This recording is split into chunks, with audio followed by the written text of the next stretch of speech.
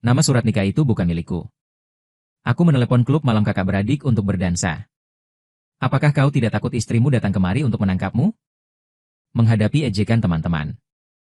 Sekarang lantai dansa berputar dan aku sama sekali tidak panik. Tidak punya istri. Kami bercerai. Teman mana yang mengira dia salah dengar? Untuk beberapa saat. Aku mencentang sudut mulutku. Berteriak di telinganya bahwa aku menceraikan orang terkaya. Baru saja aku meneriakkan kata-kata ini. Suasana hening di bar. Semua orang menatap ke belakangku. Potong teman mati-matian memerankan seksia. Aku lambat memperhatikan hantu-hantu di sekitarku. Aku tidak punya pacar dan aku merasa panik. Tanpa sadar berbalik untuk melihat. Di bawah lampu belang-belang. Ruyan Liu dengan lembut mengangkat dahinya. Mata merah itu menghancurkan gelas anggur. Membimbing saya ketika membuat kopi. Tanpa sengaja membasahi akta nikah. Saya mengambil akta dan pergi ke biro urusan sipil untuk menerbitkannya kembali. Staf mengetik beberapa kali di keyboard di depan komputer. Tiba-tiba menatap suami saya. Status perkawinan Anda menunjukkan bahwa Anda belum menikah. Dan saya tercengang. Saya pikir saya salah dengar. Itu tidak mungkin. Saya dan istri saya mendapat lisensi kami di sini 3 tahun lalu. Staf memeriksa lagi. Ekspresinya menjadi sedikit aneh. Sistem menunjukkan bahwa Anda memang belum menikah. Tapi Nona Liu Ruyan sudah menikah. Dia berhenti. Pasangannya, Len, terdaftar dengan pria lain. Xiao Jibo menjawab, apakah Anda mengenalnya? Otakku meledak dengan senandung. Hanya tinnitus tajam yang tersisa. Semua orang tahu bahwa aku dan Ruyan Liu adalah kekasih masa kecil. Aku adalah cahaya bulan putih di hatinya. Itu adalah seseorang yang dia taksir secara rahasia ketika dia masih muda. Dan Jiboda selama 2 tahun aku berada di luar negeri. Ruyan Liu menemukan pengganti karena dia terlalu merindukanku. Aku sedang memegangi surat nikah palsu yang telah diseduh dalam kopi. Aku menutup mobil dengan linglung. Telepon tiba-tiba bergetar 2 kali. Berita tentang Liu Ruyan melompat keluar, suami. Aku melewatkan kerja sama induksi. Aku membeli mawar dan pangsit udang favoritmu. Aku sangat merindukanmu. Apakah kamu ingin aku menatap pesan ini? Tiba-tiba tertawa terbahak-bahak. Senyum tertawa. Air mata jatuh di pipiku. Selama 3 tahun, ia memintaku setiap hari. Kalimat ini mengungkapkan cinta padaku. Tapi ternyata ia telah terlanjur berada di balik layar. Menjadi pasangan sah dengan orang lain. Aku ingat waktu kecil aku masuk angin dan tak masuk TK. Dan Liu Ruyan, yang mendapati bahwa aku tak datang. Aku juga menangis dan menolak sekolah. Aku harus merawatku di rumah dengan demam. Katakanlah kau tak ada. Aku takut sendirian. Di hari ulang tahunku yang ke-15. Ia berada di bawah gedungku semalaman di tengah hujan. Hanya untuk menunggu sampai aku terbangun. Jadilah orang pertama yang mengucapkan selamat ulang tahun padaku. Aku teringat pada bar mitzvah yang berusia 18 tahun. Ia menyiapkan kejutan. Peluk aku di bawah kembang api dan katakan Aotian. Ketika aku berusia 22 tahun, kita akan menikah, oke? Aku berpikir untuk belajar di luar negeri. Dia memelukku dengan mata merah. Suara bergetar selama 2 tahun. Aku hanya memberimu waktu 2 tahun. Aku akan menjemputmu begitu kamu tiba. 2 tahun di luar negeri itu. Aku butuh video hampir setiap hari. Suatu ketika aku sibuk bergegas kertas. Tidak ada panggilan selama 3 hari. Ketika dihubungi, ditemukan bahwa dia depresi dan masuk rumah sakit. Dalam video itu matanya merah sayang. Aku tidak bisa hidup tanpamu. Aku selalu membujuknya untuk segera kembali dan menunggu. Hari pulang ke rumah. Aku tidak memberitahu Ruyan Liu. Aku ingin memberinya kejutan. Alhasil, pintu kotak Lubose dibuka. Tapi aku melihatnya duduk di pelukan seorang bocah dan aku terharu. Profil bocah itu 7 kali menyerupai profilku. Buket yang kupegang patah ke tanah. Berbalik dan pergi. Ruyan Liu mengejarnya seperti orang gila. Aku tidak menjawab teleponku. Dia terus mengirim pesan. Aku tidak melihatnya. Dia berdiri di bawah di tengah hujan. Jelaskan berulang kali bahwa itu tidak seperti yang kamu pikirkan. Liu Ruyan terus menjelaskan tahun-tahun ini. Kamu tidak akan membiarkan aku melihatmu. Aku sangat merindukanmu. Jadi aku menemukan stand-in. Liu Ruyan melanjutkan dengan menjelaskan bahwa aku bersumpah. Hanya memeluk dan mencium. Tidak melakukan apa-apa lagi. Ruyan Liu menangis dan berkata Aotian. Aku salah, tapi aku benar-benar mencintaimu sampai gila. Akhirnya, ia berdiri di tengah hujan selama 3 hari 3 malam. Pneumonia tingkat luka bakar yang tinggi. Ia pingsan, dikirim ke rumah sakit, dan menolak pergi. Aku mengalah dan memaafkannya. Setelahnya, ia baik hati padaku seperti biasanya. Hingga setelah menikah. Aku mengetahui bahwa asisten di sekitarnya telah digantikan oleh Jiboda. Yang katanya telah mengusir si Dobel. Ia menjelaskan lagi bahwa orang tuanya sedang tak sehat. Aku tak menyesuaikan diri di luar. Jadi kumohon, aku ingin kembali ke Beijing. Ia melanjutkan dengan menjelaskan bahwa ia mewawancarai asistenku. Entahlah. Ia melanjutkan dengan menjelaskan bahwa ia pekerja yang baik. Sudah diseleksi lagi. Aku tak bisa memecatnya begitu saja. Maka aku tahan lagi. Aku tak menyangka akan menahannya. Bertahan dengan diri sendiri sebagai lelucon besar. Ketika mobil memasuki area villa. Aku sudah benar-benar menemukan jawabannya. Menarik napas dalam-dalam. Baru saja akan mendorong pintu masuk. Ku dengar. Percakapan antara Liu Ruyan dan temannya datang dari ruang tamu. Teman Liu Ruyan mengatakan bahwa aku baru saja pergi ke rumah sakit untuk melihat. Tidak apa-apa marah. Hanya sedikit goresan. Kamu bisa tinggal di rumah bersama Long Aotian. Ruyan Liu bersandar di sofa. Kaki fokus. Dia mengerutkan kening dan mematikan rokok di tangan temannya. Suaraku dingin. Sudah berapa kali aku mengatakan itu? Dilarang merokok di rumahku. Aotian tidak suka bau asap. Teman Liu Ruyan tertawa dan menggoda Sing Sing. Ulangi maniak. Tapi aku tidak mengerti. Kamu jelas sangat mencintai Long Aotian. Mengapa Anda harus mendapatkan sertifikat dengan Jiboda sejak awal? Sejujurnya, apakah Anda tidak tahu bahwa Anda menggunakan dia sebagai pengganti? Udara hening selama beberapa detik. Lalu suara cemberut Ruyan Liu datang. Lalu apa? Ruyan Liu melanjutkan. Dulu saya pikir dia hanya pengganti. Begitu Aotian kembali, saya tidak membutuhkannya lagi. Liu Ruyan melanjutkan, tetapi setelah dia diusir. Aku memimpikannya hampir setiap malam. Ruyan Liu melanjutkan. Lalu aku tidak tahan dia tidak berada di sisiku. Ambil saja kembali dan letakkan di sisimu sebagai asisten.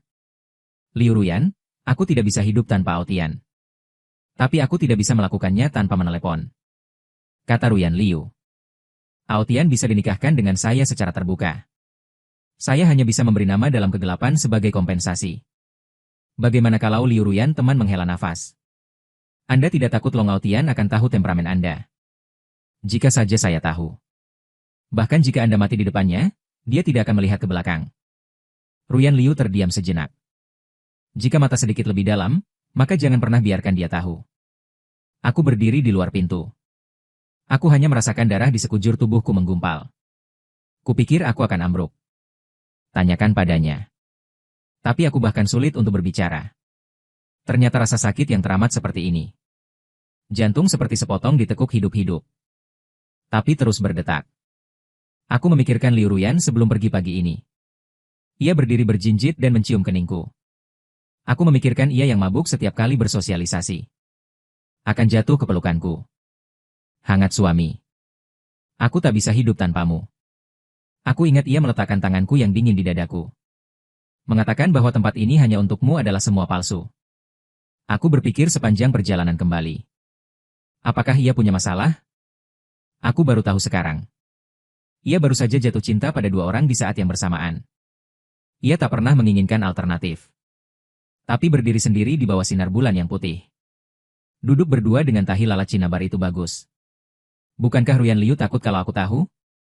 Kalau begitu aku akan mengabarinya. Apa artinya benar-benar tak pernah menoleh ke belakang? Aku berpaling. Langsung melakukan 2 hal terlebih dahulu. Aku mengajukan permohonan untuk membatalkan semua surat identitas di Cina.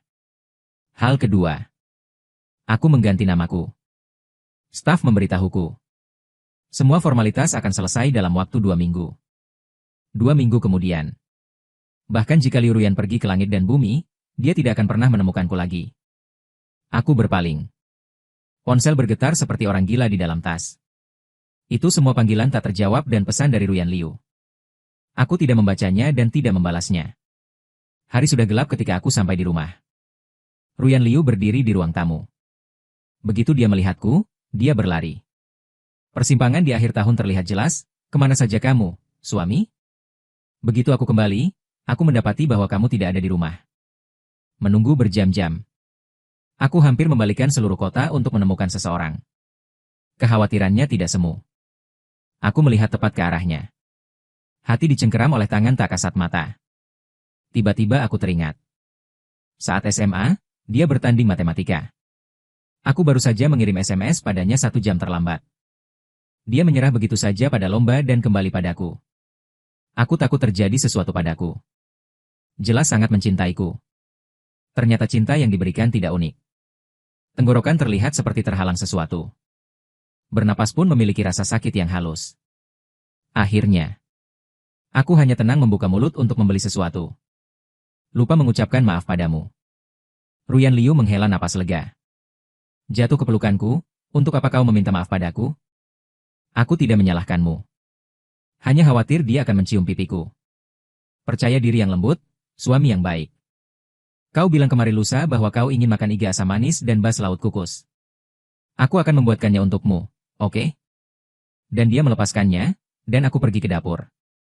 Aku berdiri di depan pintu dan menatap Liu Ruyan dengan tenang. Manset kemejanya digulung. Jari-jari ramping dengan terampil memotong sayuran. Wajah samping terlihat sangat lembut di bawah cahaya kuning yang hangat.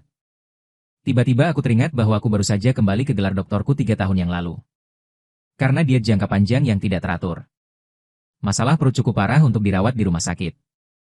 Saat itu Liu Ruyan. Seorang presiden wanita traksi yang belum pernah memasak. Butuh waktu sebulan bagiku. Belajar hidangan enak dari koki papan atas. Ada konferensi makanan internasional. Itu bertabrakan dengan waktu memasak untukku. Dia memegang tablet. Di dapur, memasak dan mendengarkan laporan. Para eksekutif tercengang. Dulu dia sangat mencintaiku. Tapi sekarang ponselnya berdering. Dan kulihat dia melirik layar. Wajahnya berubah. Jatuhkan pisau. Dengan cepat dia mengelap tangannya. Ruyan Liu membuka kancing celemeknya. Nada seperti biasa. Aku bahkan tak lupa klik dan mencium keningku. Perusahaan suami sedang terburu-buru. Aku harus ke sana. 3 hidangan telah disiapkan. Kamu makan dulu, jangan menungguku. Aku tak mengatakan apapun. Hanya mengangguk. Setelah dia pergi. Dan aku menghampiri meja makan. Melihat piring yang mengepul. Tiba-tiba hatiku sakit dan aku tak bisa bernafas. Aku hanya melihat panggilan itu dengan jelas. Kakak tiri yang menelepon. Aku tak duduk dan makan sesuai keinginannya. Ia malah keluar dan memanggil mobil untuk mengikutinya. Benar saja, Liu Ruyan tidak pergi ke perusahaan. Itu adalah rumah sakit. Di lorong bangsal VIP rumah sakit. Seluruh lantai dibersihkan. Ada dokter berjas putih. Berdiri di depan pintu bersama perawat. Terlihat gugup. Dekan membungkuk. Meminta maaf pada Ruyan Liu dengan suara rendah, Tuan Liu. Maafkan saya. Kami tidak mengurusnya dengan baik. Biarkan saja Tuan Ji jatuh di kamar mandi. Kami pasti akan mengirim lebih banyak pengasuh. Aku tidak akan pernah melakukan kesalahan seperti itu lagi. Wajah Liu Ruyan suram. Suaranya sedingin es. Jika ada waktu berikutnya, rumah sakit ini tidak perlu dibuka. Dekan mengangguk lagi dan lagi. Kita harus memperhatikan. Aku berdiri di tikungan. Ujung jari di telapak tangan. Jelas temannya berkata. Jiboda hanya sedikit goresan. Tapi sekarang tampaknya. Sedikit goresan dan dia membungkus seluruh bangunan. Sekarang sesuatu terjadi. Lebih gugup. Aku tak sabar mengganggu seisi rumah sakit. Pintu bangsal dibuka. Jiboda bersandar lemah di kepala ranjang. Pucat. Ruyan Liu berjalan dengan cepat. Bagaimana kalau memegang tangannya? Di mana lagi yang sakit? Giberta meraih tangannya. Menatapnya basah seperti anak anjing yang teraniaya. Maafkan aku. Aku sangat ceroboh. Bahkan jika kamu tertabrak mobil. Mandi dan jatuh. Kamu tak punya waktu untuk menemani Tuan Long. Bagaimana jika dia terlalu memikirkannya? Ini semua salahku. Maki Ruyan Liu dengan suara pelan. Nada bicaranya lembut dan ada-ada saja. Kamu jaga diri baik-baik. Aku akan berada di sini bersamamu akhir-akhir ini. Boda mengangkat matanya yang basah. Tuan Long? Ruyan Liu berkata dengan ringan, aku akan mengatur untukmu. Jangan khawatir. Dan dia berhenti. Ruyan Liu menambahkan bahwa kita adalah suami istri. Bukankah masuk akal bagiku untuk menemanimu? Darahku menggumpal dalam sekejap. Pasangan yang baik. Tapi aku belum sadar. Detik berikutnya. Platino melihat Ruyan Liu melepas manik di pergelangan tangannya. Dengan lembut dibawa ke tangan Tiberta. Dan kau tidak boleh mengatakan bahwa kau adalah bencana di masa depan. Untaian manik ini telah terbuka. Aku telah membawanya selama 7 tahun. Aku akan membawanya padamu nanti. Menjagamu tetap aman dan lancar. Tiberto terharu hingga menangis. Mengulurkan tangan dan memeluknya. Aku berdiri di luar pintu. Hanya belajar film di depanmu. Seluruh orang tampaknya tenggelam di laut dalam. Untaian manik-manik Buddha itu adalah ketika aku berusia 18 tahun. 3 langkah, 1 lutut, 9 langkah dan 1 ketukan. Berlutut sepanjang jalan dari kaki gunung ke kuil di puncak gunung. Hari itu hujan turun dengan deras. Aku berlutut dan telapak tanganku aus karena darah ginjal. Akhirnya aku meminta Kai Guang di kolam. Setelah kembali, Liu Ruyan melihatku berantakan. Mata memerah seketika. Pegang aku dalam pelukanmu. Suara bergetar rautian. Apa kau gila? Siapa yang membuatmu menderita seperti ini? Aku tersenyum dan membawa manik itu ke tangannya. Sumike berkata bahwa untaian manik-manik Buddha ini bisa membuatmu aman dan lancar. Hidup 100 tahun. Dia menciumku dengan lembut dan berkata aku akan memakainya selamanya. 7 tahun setelahnya. Dia tak pernah melepasnya. Bahkan dalam situasi bisnis yang paling formal. Bahkan di saat-saat paling intim. Untaian manik-manik Buddha ini selalu bersamanya. Tapi kini dia punya tangan sendiri.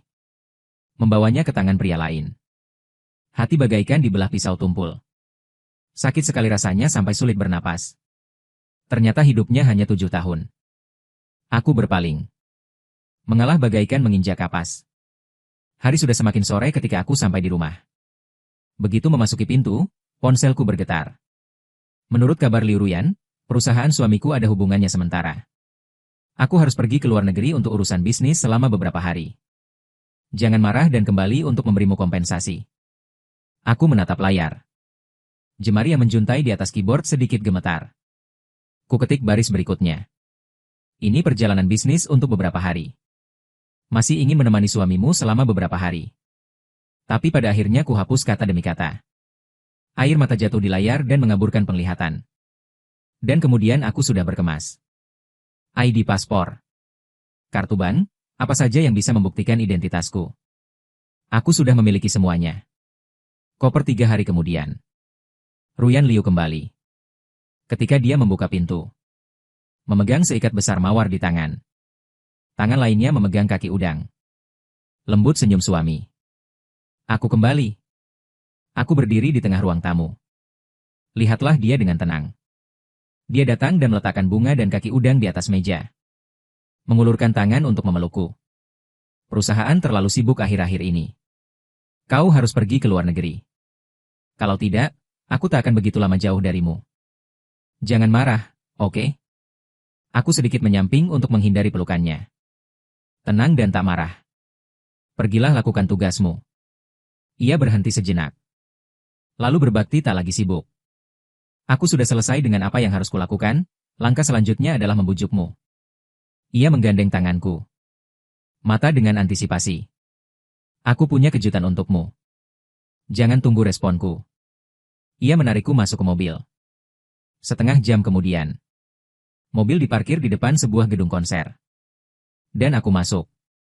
Dan mendapati seluruh aula telah dikotak-kotakan. Ada orang-orang yang duduk-duduk.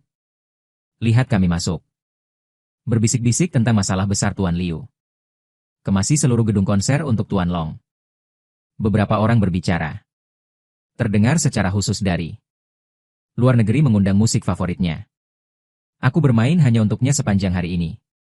Dan beberapa orang mengatakan bahwa band ini telah meroket nilainya. Ini perkiraan konservatif bahwa perjalanan ini memakan waktu lebih dari 1 miliar. Lebih banyak orang membicarakan apa ini. Istri peliharaan Tuan Liu terkenal.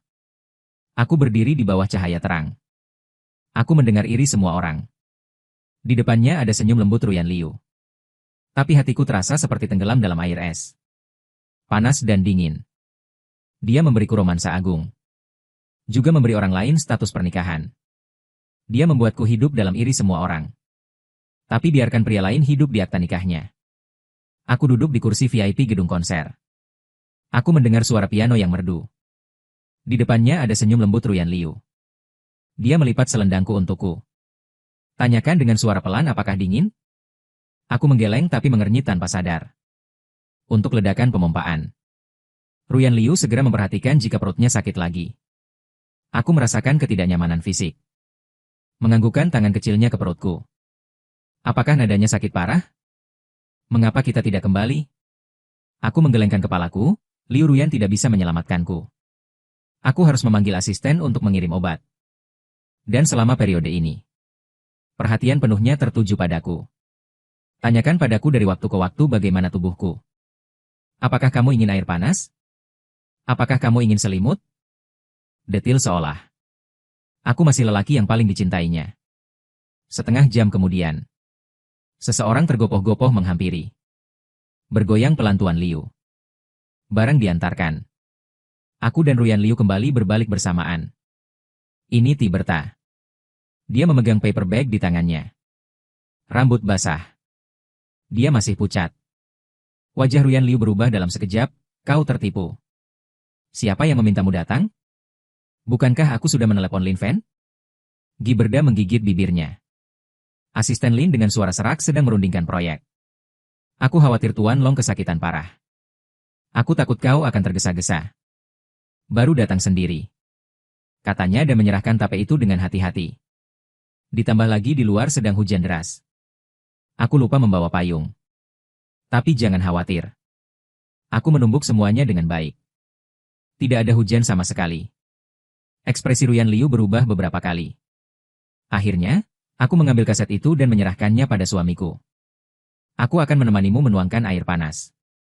Aku tidak mengatakan apa-apa. Setelah makan obat perut, aku pergi berbaring di kamar mandi dan menungguku keluar. Ruyan Liu, yang katanya ingin tetap di luar, telah menghilang. Aku baru saja pergi. Tapi aku mendengar suara halus dari kamar mandi sebelah. Aku menghampiri untuk melihatnya. Ruyan Liu ditekan di wastafel oleh Jiboda. Cium dalam-dalam. Liu Ruyan setengah mendorong setengah selamat tinggal. Aotianku masih menungguku. Sudah lama aku tidak melihatmu. Hanya untuk suara Tiberta yang rendah dan serak. Sudahlah. Aku tahu aku bukan apa-apa di hatimu. Bahkan jika aku kehujanan untuk mengantarkan obat untuk Tuan Long. Oh, begitu. Kau hanya punya mata untuknya. Berbicara tentang ini, suara Jiberta memiliki kekuatan menangis. Aku hanya ingin kau bahagia. Ruyan Liu sepertinya merasa semakin tertekan. Memeluk lehernya dan mencium lebih dalam. Jiboda tidak bisa menahan erangan.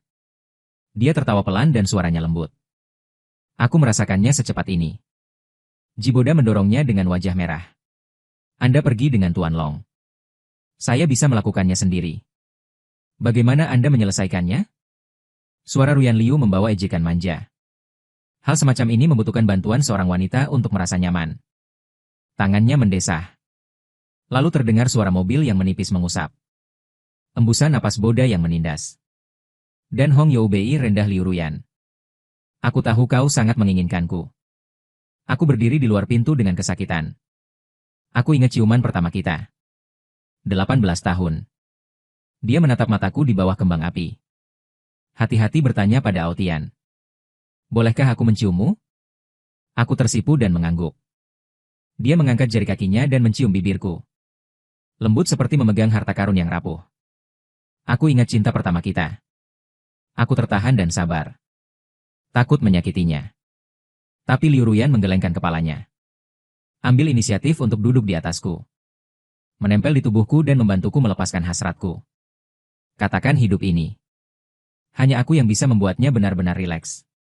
Tapi sekarang dia di kamar mandi. Menyenangkan pria lain dengan jari-jarinya. Ruyan Liu Ruyan. Kamu benar-benar negatif untukku. Hati terasa seperti dirobek menjadi dua. Sangat sakit sehingga aku hampir tidak bisa diam. Aku cerah dan tersedak kembali. tanpa sengaja menabrak Vasias di dekat dinding. Siapa di luar sana? Suara madu telanjang Liu Ruyan datang. Ketika Liu Ruyan mengusir, tidak ada siapa-siapa di lorong. Hanya seekor kucing oranye yang berjongkok di sudut. Perhatikan dia dengan waspada. Sepertinya kucing Ji. Burda ikuti. Ucapnya pelan, pergi dan temani Tuan Long. Aku akan naik taksi kembali sendiri nanti. Ruyan Liu mengernyitkan dahinya melihat hujan deras. Kau naik apa? Tinggallah bersamaku. Giberda menggigit bibirnya. Bisik Tuan Long. Siapa istrimu? Ruyan Liu berdiri berjinjit dan memeluk lehernya. Tiberta menundukkan kepalanya. Mata sepi. Lalu dengarkan aku. Ia menggandeng tangannya. Membawanya langsung kembali ke gedung konser. Ketika mendorong pintu aku masih duduk di posisi semula. Dengarkan musik dengan tenang. Ruyan Liu menghela nafas lega. Dan ia menarik Tiberta dan duduk di sebelahku. Dengan santai menjelaskan suami. Di luar hujan terlalu deras, dan ia juga suka mendengarkan musik. Aku membiarkannya tinggal. Ya, Dr. Lee tidak mengeksposnya. Seluruh konser. Liu Ruyan masih peduli padaku. Bertanya apakah aku kedinginan. Matikan AC untukku. Dia bahkan bertanya padaku dengan suara pelan apakah aku ingin meninggalkan venue lebih awal untuk istirahat. Tapi aku melakukannya. Tangan kirinya selalu digenggam dengan jari-jari Giberda. Tiba-tiba aku teringat saat pertama kali kami berpegangan tangan. Aku berumur 16 tahun. Salju di malam musim dingin. Dia menyelinap melewati dinding dan turun ke rumahku. Letakkan tangan merahmu di depanku. Tersenyumlah dan katakan oh. Tuhan, tanganku sangat dingin. Kau membuatku hangat. Aku tertawa dan memarahinya karena menjadi gadis tanpa rasa malu. Tapi di saat yang sama menggenggam tangannya erat. Dia juga segera mengeratkan jari-jarinya. Tak pernah melepaskannya. Saat itu, dia hanya melihatku di matanya. Dan sekarang dia memelukku. Sambil mendekap orang lain. Setetes air mata jatuh tak terkendali. Ruyan Liu langsung menyadarinya. Baru saja mengusap pelan pipiku. Ada apa? Aku tertawa dalam hati. Musiknya begitu menyentuh. Ruyan Liu tersenyum lembut. Suara lembut. Mengapa kau selalu begitu sentimental? Aku tidak mengatakan apa-apa. Biarkan dia menghapus air mataku. Setelah konser. Kerumunan berangsur-angsur bubar. Liu Ruyan tidak melepaskanku. Dia mendorong seikat instrumen ke atas. Piano dan cello. Setiap biola sangat berharga. Lian Cheng, setelah Anda menyebutkan instrumen-instrumen ini sebelumnya. Saya membeli semuanya dengan harga tinggi. Dia tersenyum dan bertanya apakah saya menyukainya. Staf di samping segera melengkapi Tuan Long. Tuan Liu untuk kumpulan alat musik ini. Tapi butuh usaha keras. Ada pula yang berasal dari lelang dengan harga tinggi oleh seorang kolektor pribadi. Ada pula yang ditarik dari museum. Jiboda berdiri di samping. Warna gelap melintas di bagian bawah mata. Kutarik bibirku. Baru saja mau bicara apa ini? Jiboda tiba-tiba mengulurkan tangan. Penasaran lara-lara di sebelah tangan hias. Jangan ditarik, wajah staf sangat berubah. Tapi terlambat. Deru mesin di atas. Tenggelam di detik berikutnya. Stand cahaya berat dan peralatan suara. Hancur jatuh. Petir dan batu api. Ruyan Liu menarik Jiboda ke dalam pelukannya. Hobran.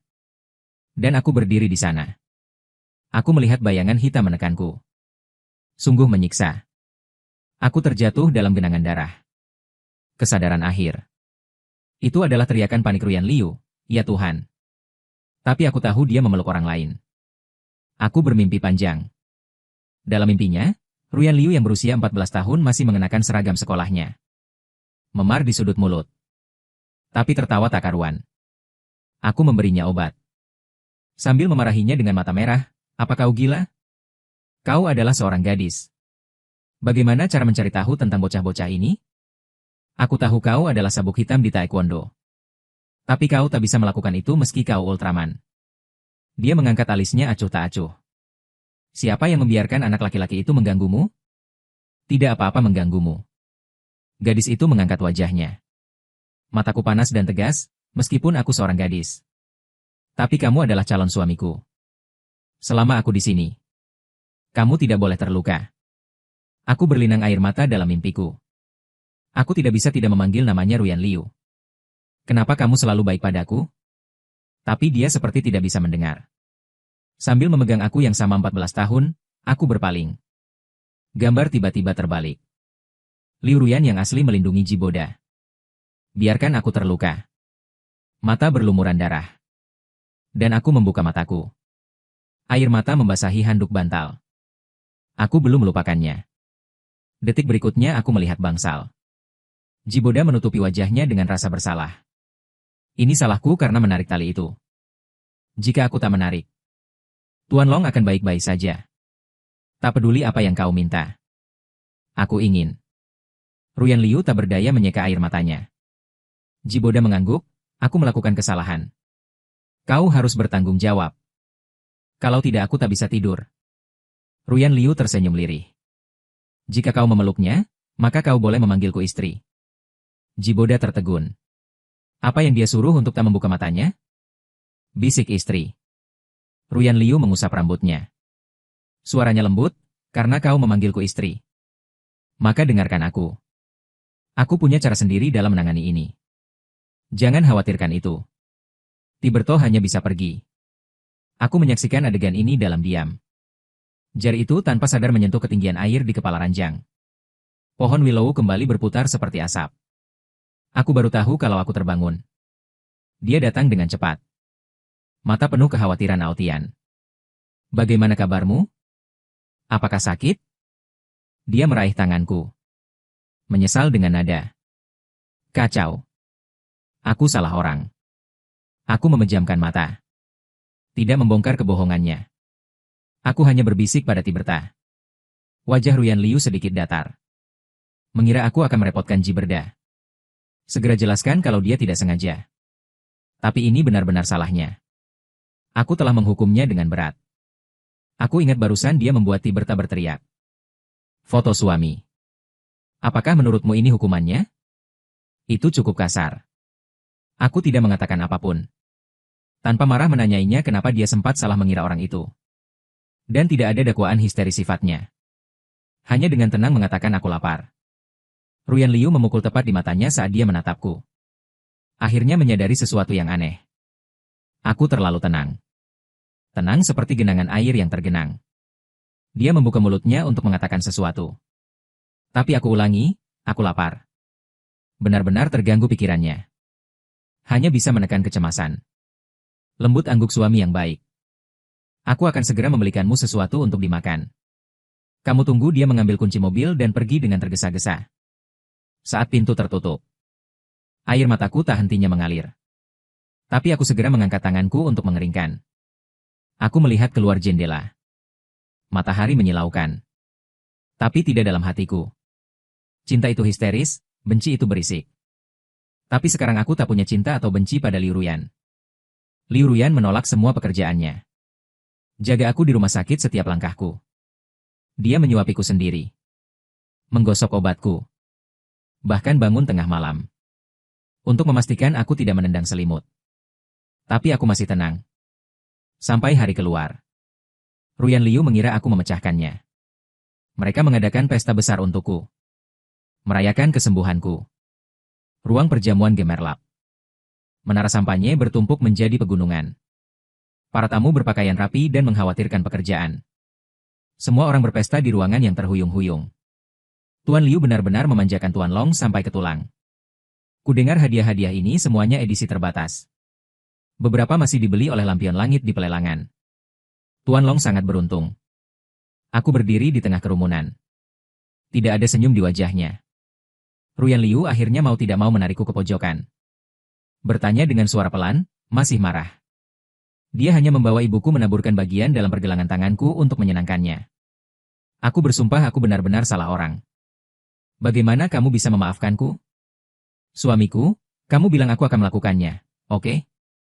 Aku menatapnya dan tiba-tiba tersenyum, oke? Api Tiberda. Ekspresi Ruyan Liu berubah. Nada sedikit melunak. Keluarganya dalam masalah. Orang tua sakit. Kenapa kamu harus melakukan ini? Aku menatapnya dengan tenang. Aku hanya berkata aku akan melakukan apa saja. Mereka bisa merancang Giberta. Dia segera menyesalinya. Aku baru saja akan berbicara. Ponsel Ruyan Liu tiba-tiba berdering. Ini Jiboda. Di ujung telepon, dia berteriak keras agar Tuan Liu menyelamatkanku. Seseorang menemukan sekumpulan gangster. Mereka bilang akan membunuhku. Wajah Ruyan Liu tiba-tiba berubah. Apa katamu? Di mana kau sekarang? Tapi telepon telah ditutup. Wajah Ruyan Liu berubah. Segera telepon balik. Tak bisa tembus lagi. Dan dia menatapku. Mata berubah dari cemas menjadi curiga menjadi kemarahan yang tertahan. Di mana Aotian Jiboda? Suaranya mengencang. Cukup tertahan. Jantungku berdegup kencang. Dia tak percaya padaku. Dia bahkan tak perlu memverifikasi. Aku sudah mengira itu aku. Aku hampir mengatakan dengan lantang bahwa kau meragukanku, bukan keraguan. Dia mengusap alisnya. Hanya saja dia hanya bilang di telepon. Seseorang akan menggertaknya. Jadi suaraku bergetar. Kau pikir aku yang melakukannya? Ruyan Liu terdiam sejenak. Berbisik aku tak mengatakan itu. Hanya saja situasinya mendesak sekarang. Satu panggilan telepon darinya dan kau begitu gugup. Aku tiba-tiba tertawa. Dasar mataku dingin. Liu Ruyan, apa hubunganmu dengannya? Dia mengerutkan keningnya semakin kencang. Sekarang nyawa taruhannya. Kau harus cemburu sekarang. Cemburu? Suaraku selembut bulu yang jatuh ke tanah. Kau pikir itu cemburu? Ruyan Liu menarik nafas dalam-dalam. Cobalah melembutkan nada bicaramu. Aotian, aku sungguh tak ada hubungan apapun dengannya. Tapi sekarang sesuatu mungkin telah terjadi padanya. Beritahu aku dulu jika itu kau. Itu bukan aku menyela. Setiap kata menyayat seperti pisau aku mengucapkannya untuk terakhir kalinya. Aku tidak tahu dia di mana. Tidak membiarkan siapapun menyentuhnya. Ruyan Liu menatap ke arahku. Kecemasan di bagian bawah mata semakin terlihat jelas. Waktu berjalan menit demi menit. Ponsel Jiboda tidak pernah berhasil masuk. Akhirnya, dia kehilangan semua kesabaran. Meraih pergelangan tanganku. Begitu keras hingga hampir mematahkan tulangku.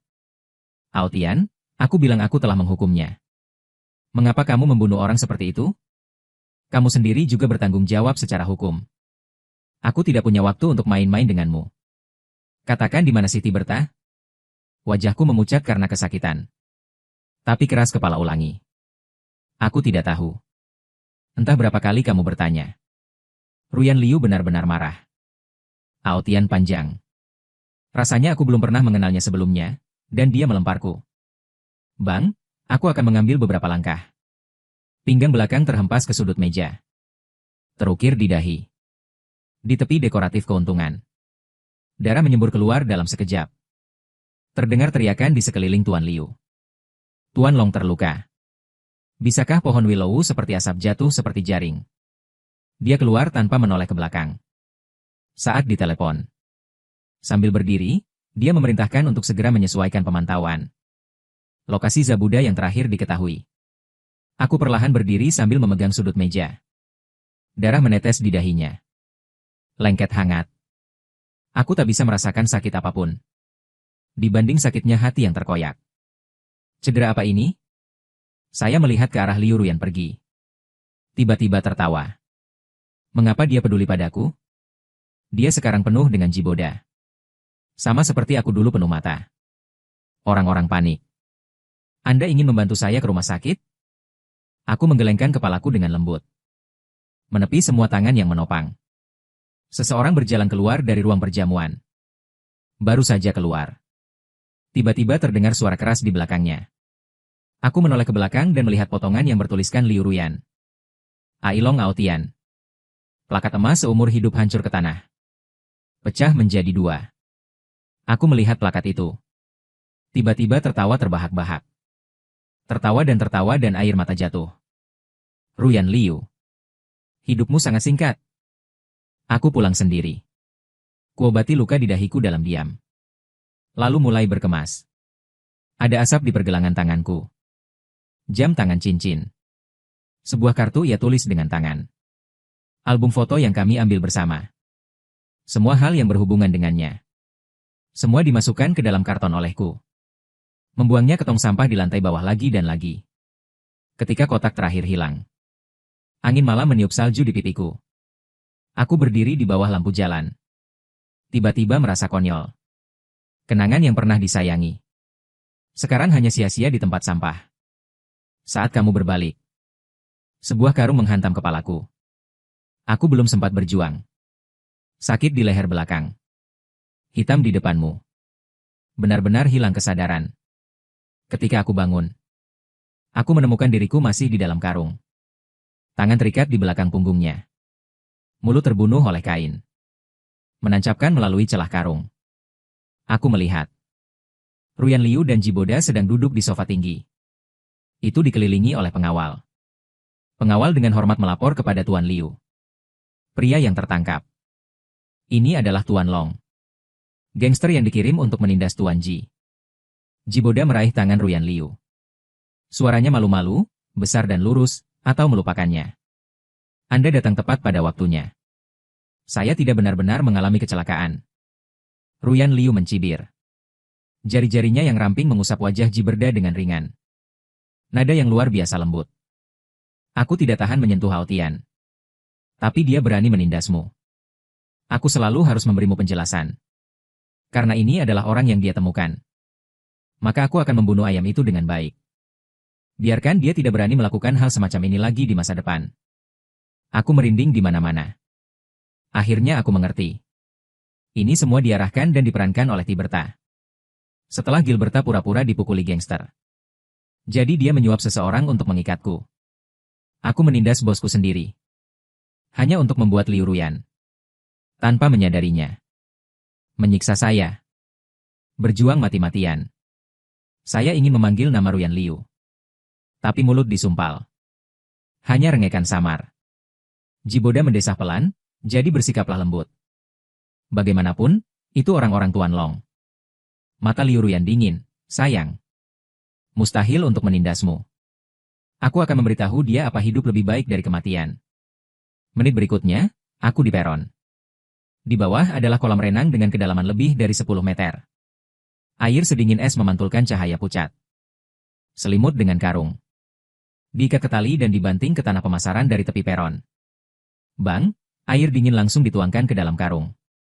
Hantaman besar. Membuat organ dalamku serasa dihantam palu.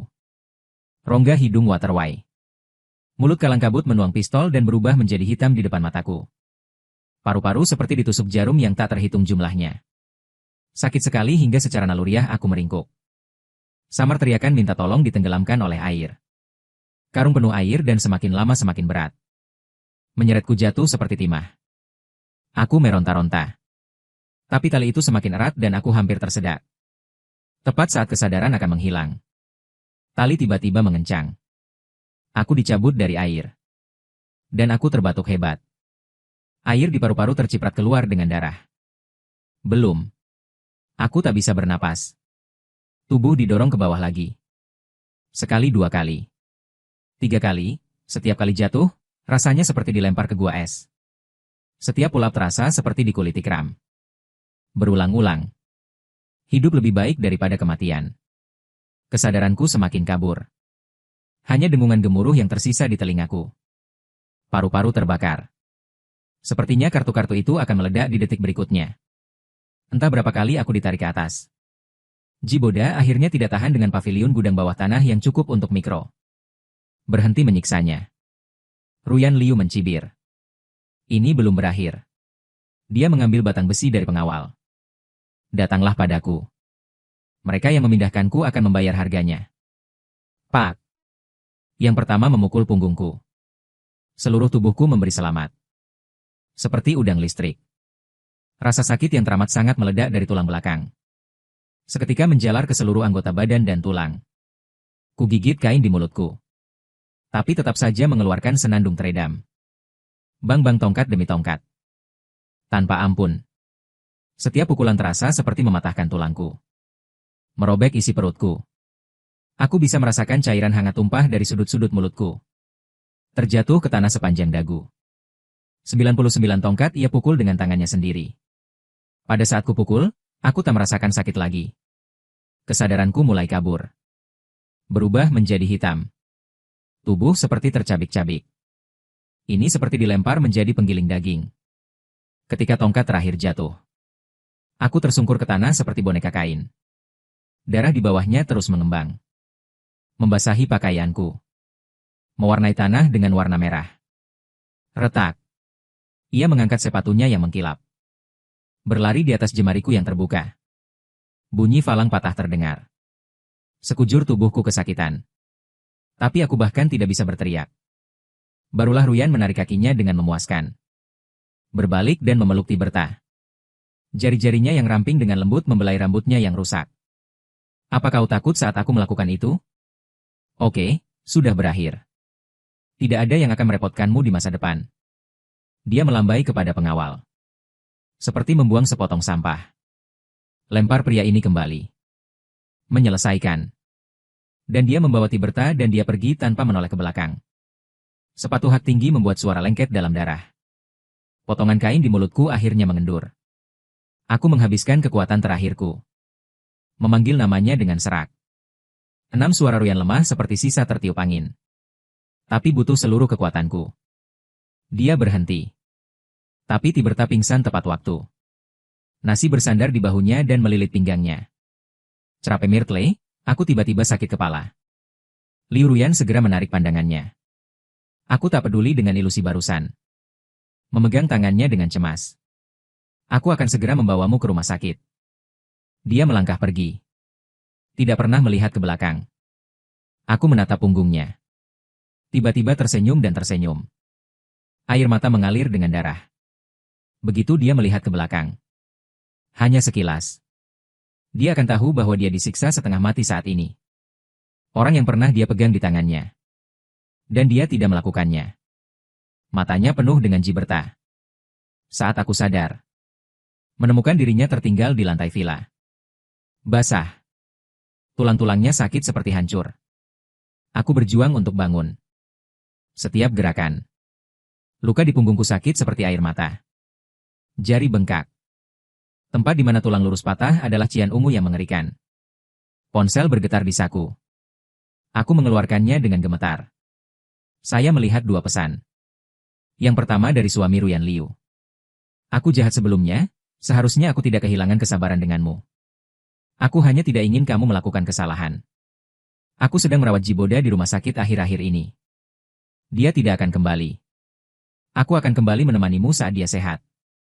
Aku menatap layar dan menangis. Betapa konyolnya. Dia menyiksaku setengah mati. Tapi Anda masih bisa memanggil saya suami seolah-olah tidak ada yang terjadi. Dia bahkan tidak menyadari aku hilang. Yang kedua adalah pemberitahuan keberhasilan pembatalan identitas. Tuan Long. Aplikasi untuk pembatalan dan perubahan nama informasi identitas yang Anda kirimkan. Itu telah lulus tinjauan.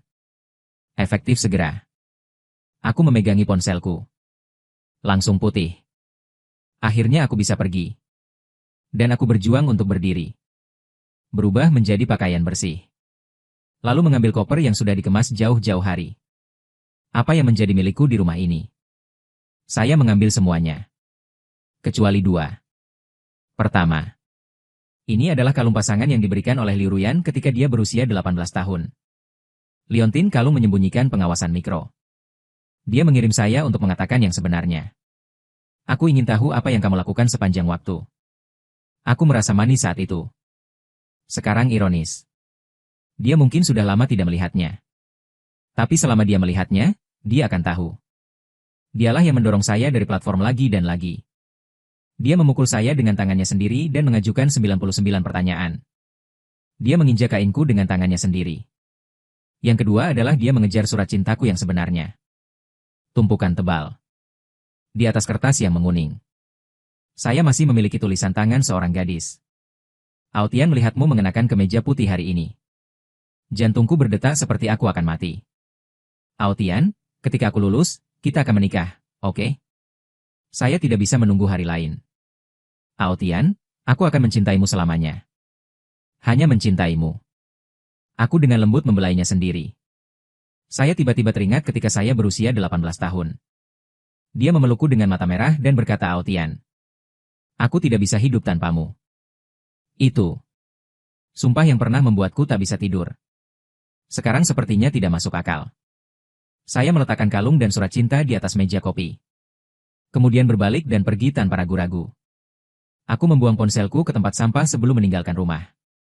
Terkubur dengan semua masa lalu. Mulai sekarang. Dunia ini. Tidak ada lagi itu. Naga yang akan meneteskan air mata untuk Liu Ruyan. Aotian saat pesawat lepas landas. Saya melihat keluar jendela asin pada lampu-lampu kota yang semakin menipis. Dalam kesurupan api. Saya melihat Ruyan Liu yang berusia 18 tahun berdiri di awan. Tersenyumlah padaku sebentar. Rasa sakit meledak dari air mata. Fantasi menghilang. Aku menggigit bibir. Bau darah memenuhi mulut. Pak, apakah Anda butuh bantuan? Wanita yang duduk di sebelahnya meletakkan majalahnya. Dia menyadari keringat dingin di dahiku. Aku menggelengkan kepala. Mengubur wajahmu lebih dalam ke syal. Masih ada bau ruang bawah tanah di atasnya. Ini adalah pekerjaan murah yang baru saja saya beli di kamar mandi bandara. Aku baik-baik saja, suaraku ringan. Hanya sedikit mabuk udara. Li Xia menatapku. Pemuda ini memancarkan rasa damai. Saya memakai mantel parit unta yang jelas satu ukuran lebih besar. Jari manis tangan kiri menunjukkan tanda-tanda keausan cincin jangka panjang. Tangan kanannya terpelintir aneh. Dan inilah yang mengganggu. Bahkan di kabin 26 derajat. Aku masih gemetar tanpa sadar. Saya seorang dokter.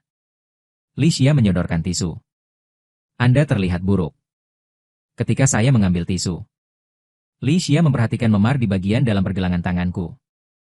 Itu jejak yang ditinggalkan oleh pengikatan profesional. Li Xia menyadari. Ini bukan korban kekerasan dalam rumah tangga biasa. Terima kasih. Saya memegang tisu di telapak tangan saya dan tidak menggunakannya. Tak bisa meninggalkan jejak. Apalagi sekarang. Tapi begitu pesawat mendarat. Bahkan jika Liu Ruyan menjungkir balikan bumi. Tidak dapat menemukan saya juga. Tiba-tiba. Rasa sakit yang tajam menjalar dari perut. Mataku menjadi hitam. Anda merasakan cairan hangat mengalir keluar dari hidung Anda. Saya secara tidak sadar menyentuh. Ujung jari menyentuh danau bintang yang lebat. Li Xia merobek sabuk pengamannya. Bantuan medis darurat diperlukan di sini di kota kosong. Penglihatan kabur. Saya melihat wanita dengan jari panjang. Cepat lepaskan ikatan kerahku. Itu aneh. Saya benar-benar memikirkan Liu Ruyan saat ini. Sama dengan tangan tadi malam. Dia membuka kancing rompi jiboda. Saya merasa seperti sedang dipegang oleh tangan yang tak terhitung jumlahnya. Seperti daun yang jatuh. Di laut dalam badai. Saya ingat bagaimana rasanya didorong keluar dari kolam. Rasa sakit yang menyengat dari air es yang mengalir ke paru-paru. Rasa panas dari serabut karung yang bergesekan dengan pipi. Hal yang paling menyakitkan adalah kata-kata Liu Ruyan yang membuatku terharu. Anda harus membayar harganya. Setiap kata seperti pisau tumpul di hatiku. Mingci adalah saat terakhir sebelum disipasi. Aku mendengar tawa seraku sendiri. Sungguh ironis. Tulang rusuk Ruyan Liu patah. Itu ada di paru-paruku sekarang. Dia selalu mengatakan dia ingin melindungiku dari sedikit bahaya. Pada akhirnya, itu menjadi orang yang paling menyakitiku. Lampu kabin berkedip-kedip di atas kepala. Kemeja Li Xia dibasahi keringat. Saya seorang pria yang tidak saya kenal. Melewati sedikit demi sedikit di tangannya. Kehidupan dan beberapa intuisi yang tidak bisa dijelaskan. Membuatnya tak bisa berpangku tangan. Kota kosong berbisik kepada dokter bahwa dia harus segera diturunkan. Dalam koma saya tiba-tiba kejang-kejang hebat. Li Xia, tahan aku. Beralih ke pramugari dan katakan hubungi bandara untuk menyiapkan ambulans. Pasien mengalami beberapa patah tulang dan pendarahan internal. Suaranya belum jatuh. Aku tiba-tiba meraih pergelangan tangannya. Mata yang tersebar secara ajaib terfokus. Li Xia melihat Sheng di dalam. Tekad yang mengejutkan. Tidak ada rumah sakit. Dengan setiap kata yang saya katakan, saya mendapatkan darah berbusa dari sudut mulut saya. Tolong, Li Xia tercengang.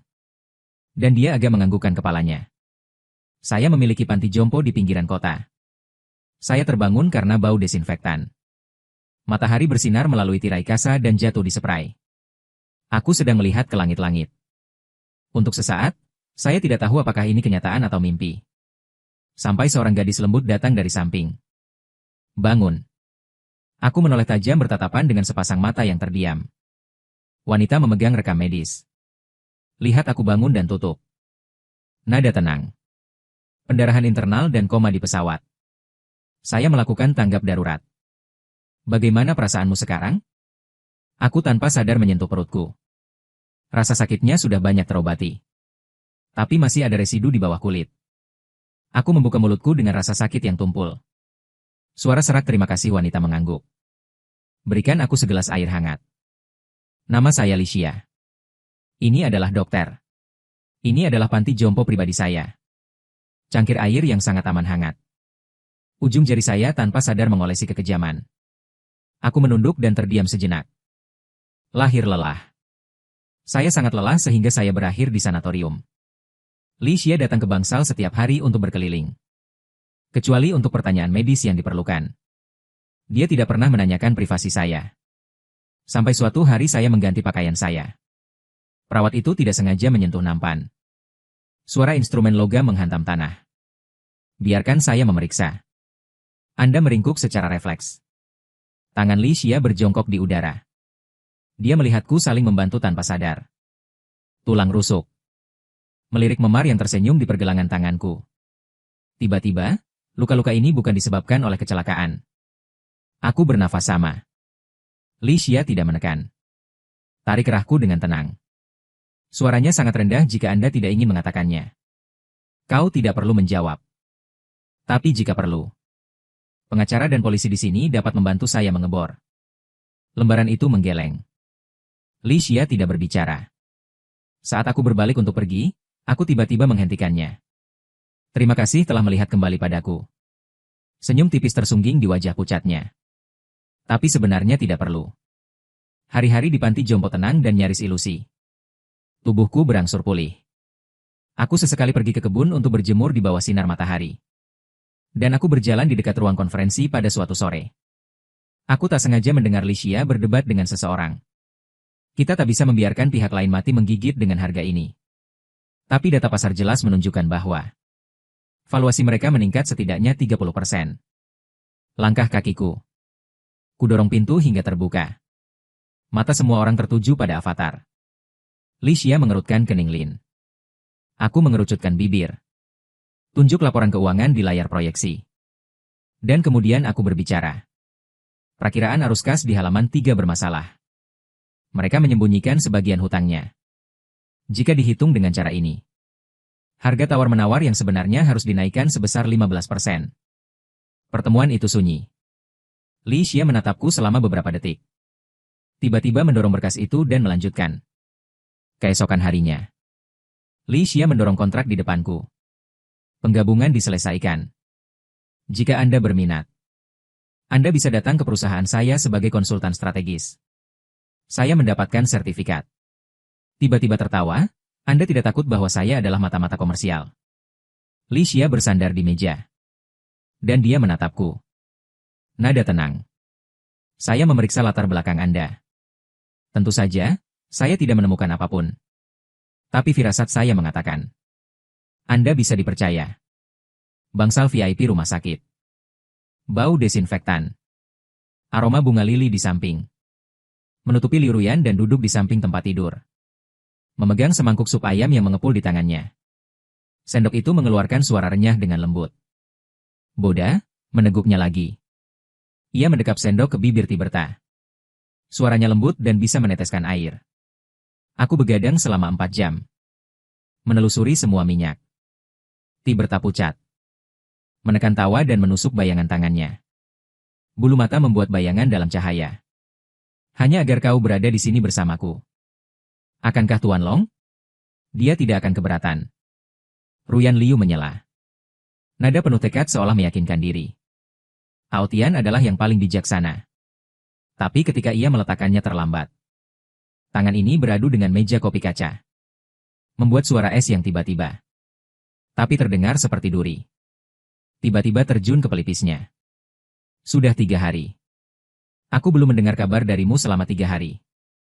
Dia mengeluarkan ponselnya. Layar kunci menyala. Apakah mata tidurku yang tenang? 17:03. Sayang, Aku akan kembali lagi nanti.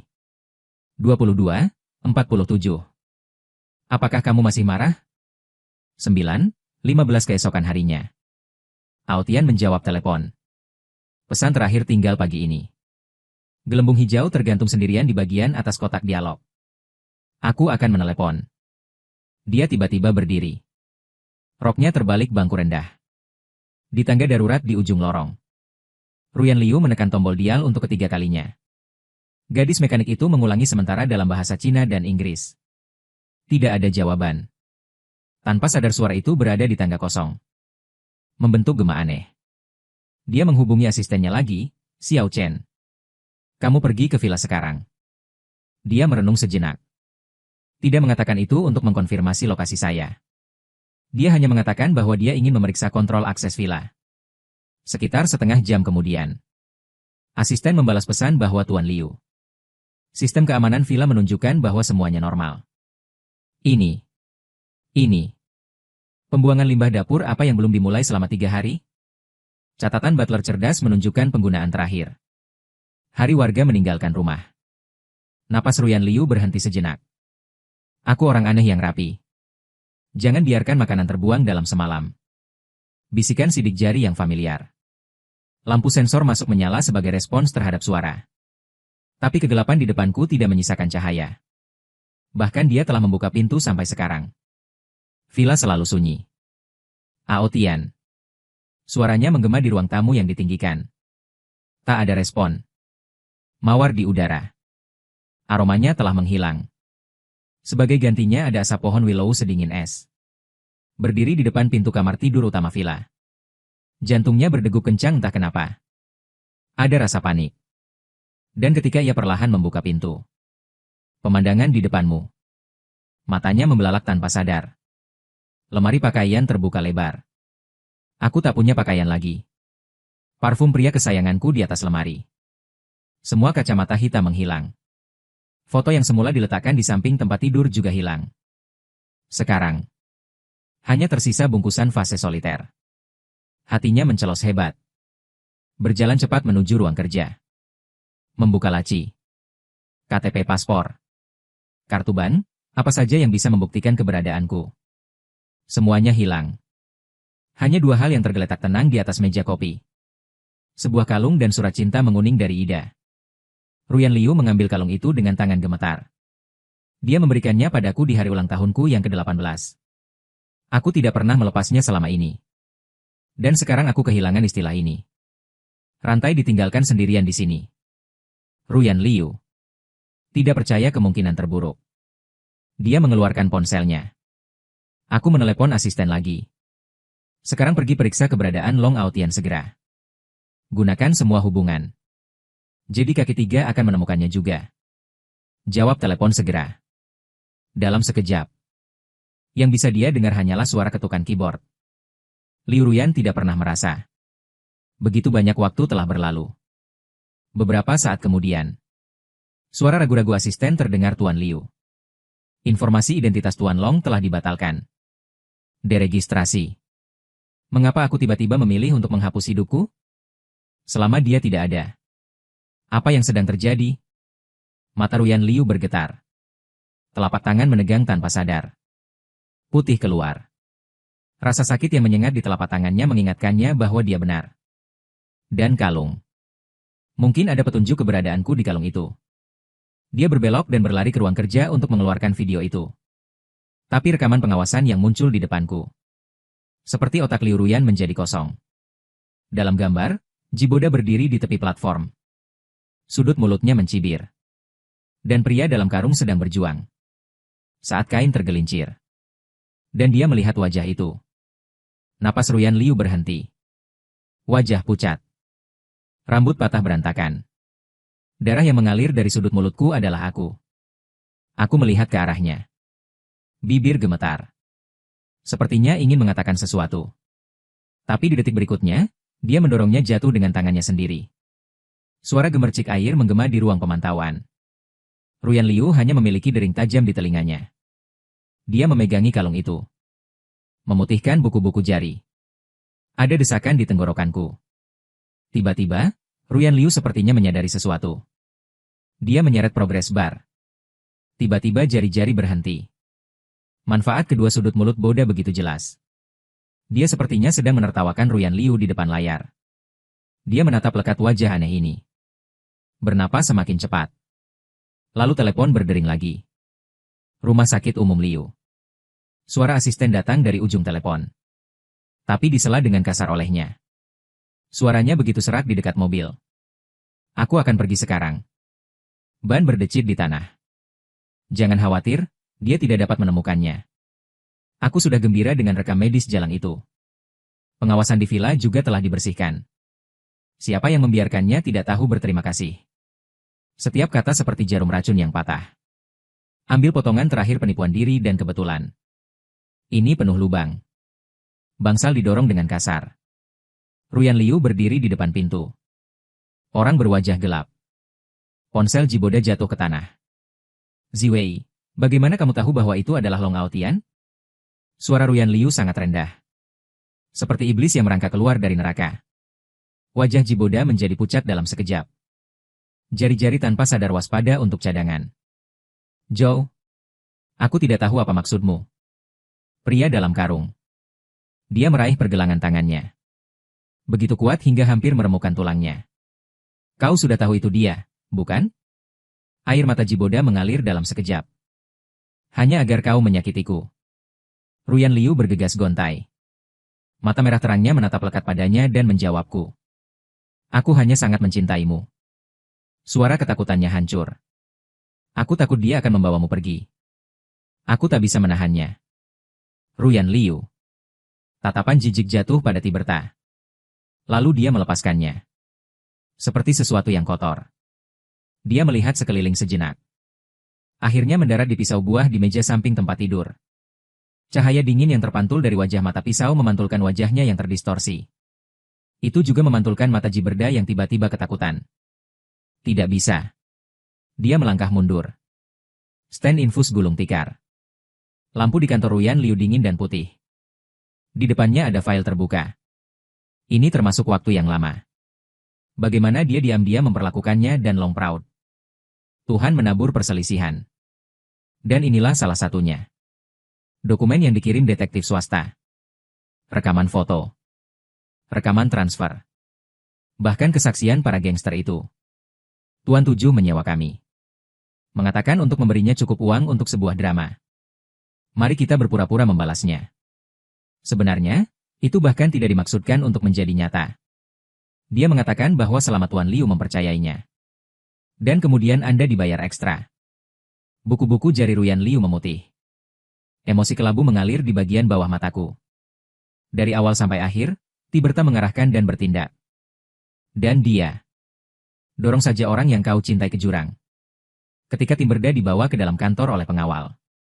Dengan senyum menyanjung di wajahnya. Kenapa buru-buru mencariku? Suara itu belum juga jatuh. Sepiring dokumen menghantam wajahnya. Jelaskan, suara Ruyan Liu sedingin es. Kertas berserakan.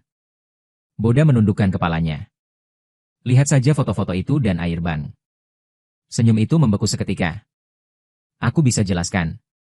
Dia berjongkok dengan panik untuk mengambilnya. Jemari bergetar. Seseorang pasti telah menjebakku.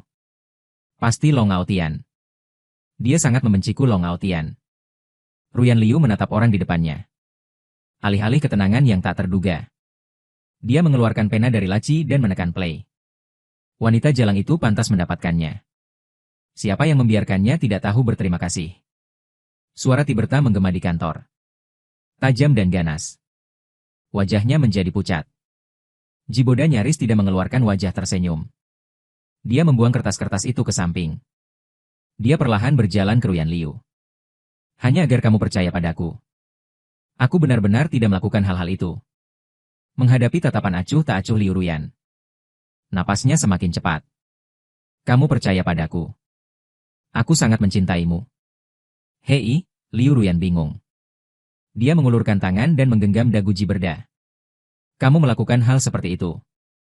Juga terus mengatakan bahwa kamu mencintaiku. Tidakkah kamu merasa sakit? Lalu apakah kamu pikir kamu adalah hal yang baik? Tiberta tiba-tiba mendongak. Kepolosan di mataku hilang. Sebagai gantinya adalah kebencian yang bengkok.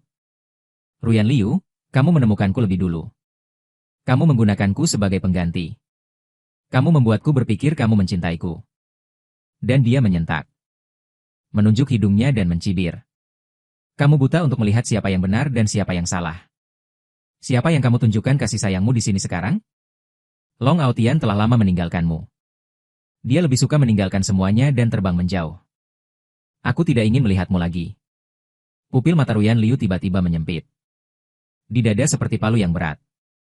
Jiboda tertawa semakin bersemangat. Apakah kamu tahu apa yang dia tinggalkan sebelum dia pergi? Apakah kamu memberikan kalung itu?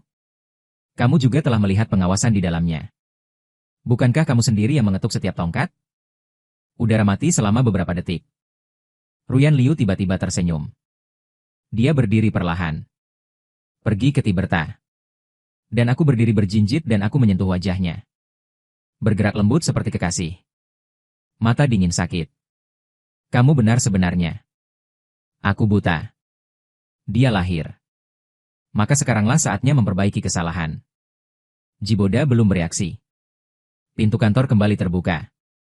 Dua pengawal dilarang berjalan ke arahnya. Terikat dia dengan tali rami yang tebal. Mata Jiboda membelalak tiba-tiba.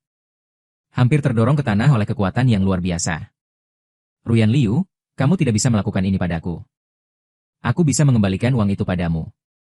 Ruyan Liu mundur selangkah. Lihatlah dia tanpa ekspresi.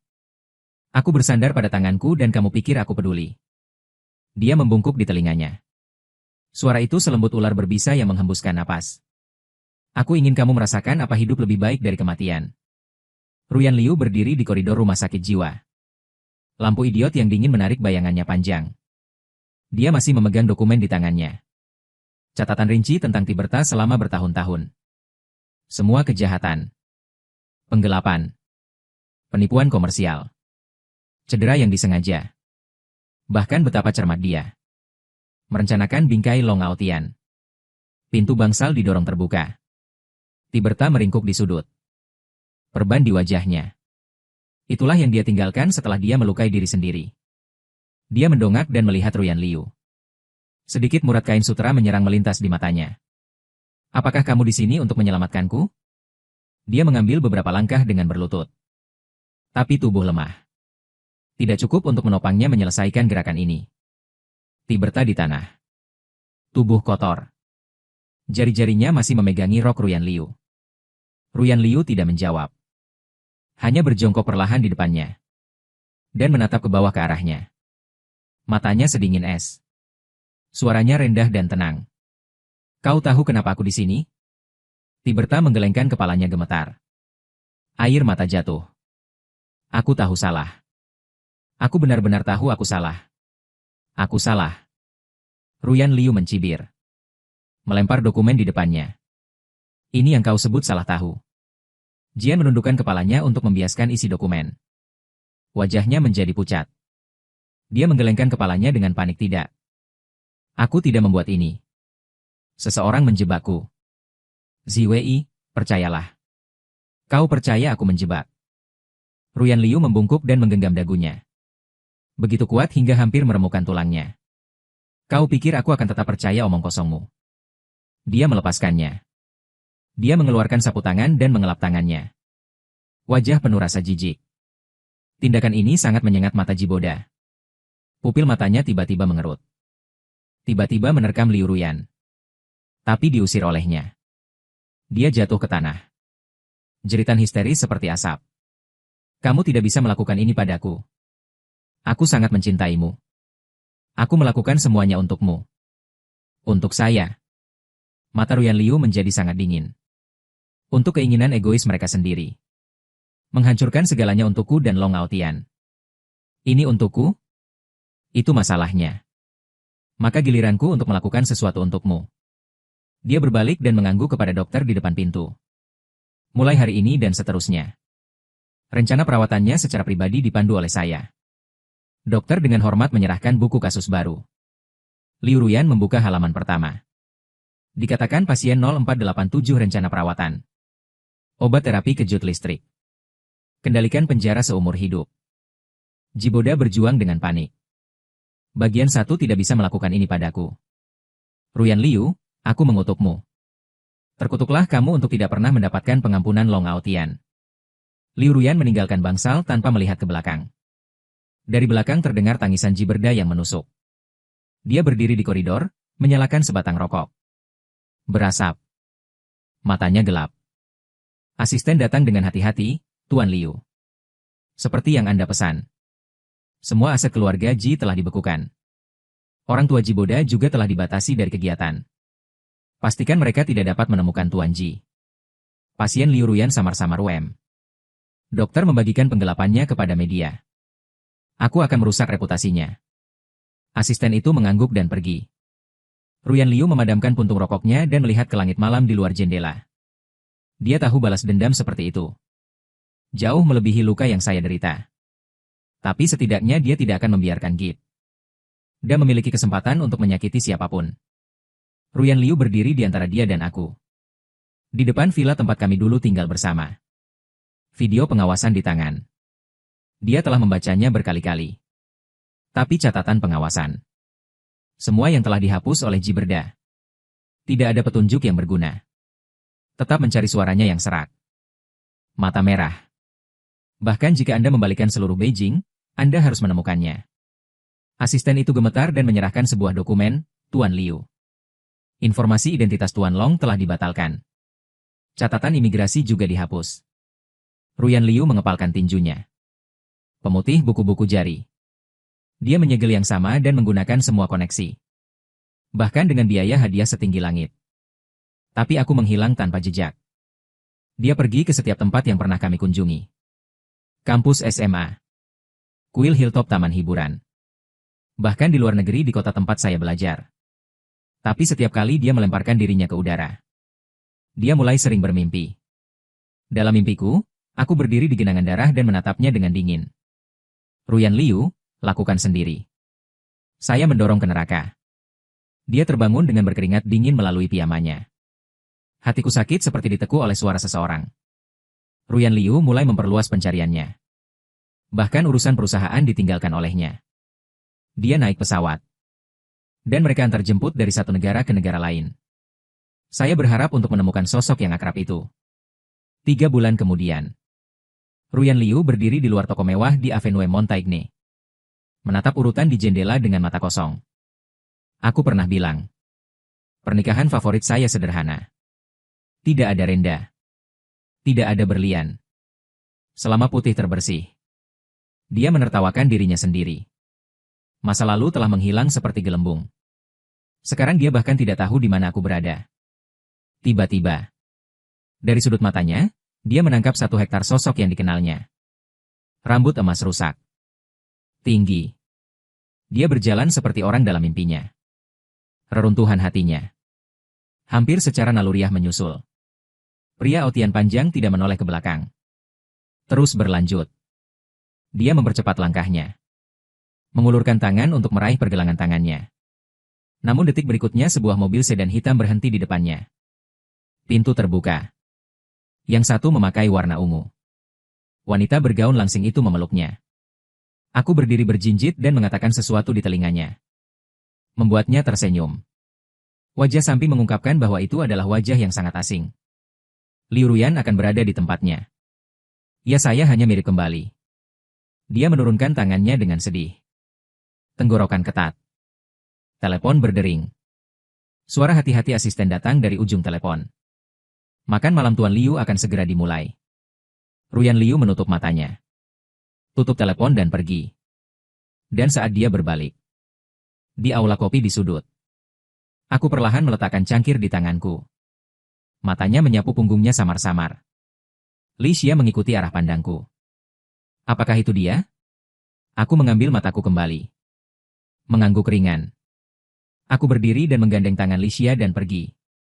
Sudah waktunya makan malam dan aku berdiri di depan cermin dari lantai ke langit-langit. Miringkan kepalamu sedikit untuk menyesuaikan anting pejantan berlian di daun telinga. Sudut bibir melengkung membentuk lengkungan sebutir telur. Ruyan Liu juga akan menghadiri makan malam pribadi ini. Suara Li Xia datang dari belakang. Dan dia menawariku segelas sampanye. Perhatianmu telah tertuju padanya. Mungkinkah itu untuknya? Kuambil gelas itu.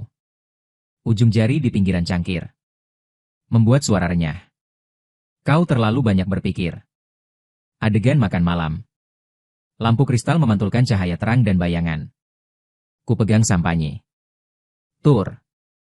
Blade berbincang dengan beberapa perwakilan konsorsium Eropa. Wawasan bisnis yang fasih berbahasa Prancis dan tajam. Tempatkan aku dalam sorotan.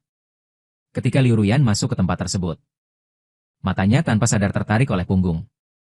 Ada rasa kecerdasan yang familiar dalam tindakan dan gerakannya. Dia sedikit mengernyit. Baru saja akan melangkah maju. Pihak lain baru saja berbalik dan melewatinya. Sesaat dia mencium aroma instrumen yang sangat terangkai. Ruyan Liu berbalik dengan kasar. Dan sosok itu telah menghilang di kerumunan. Siapa pria sejati itu barusan?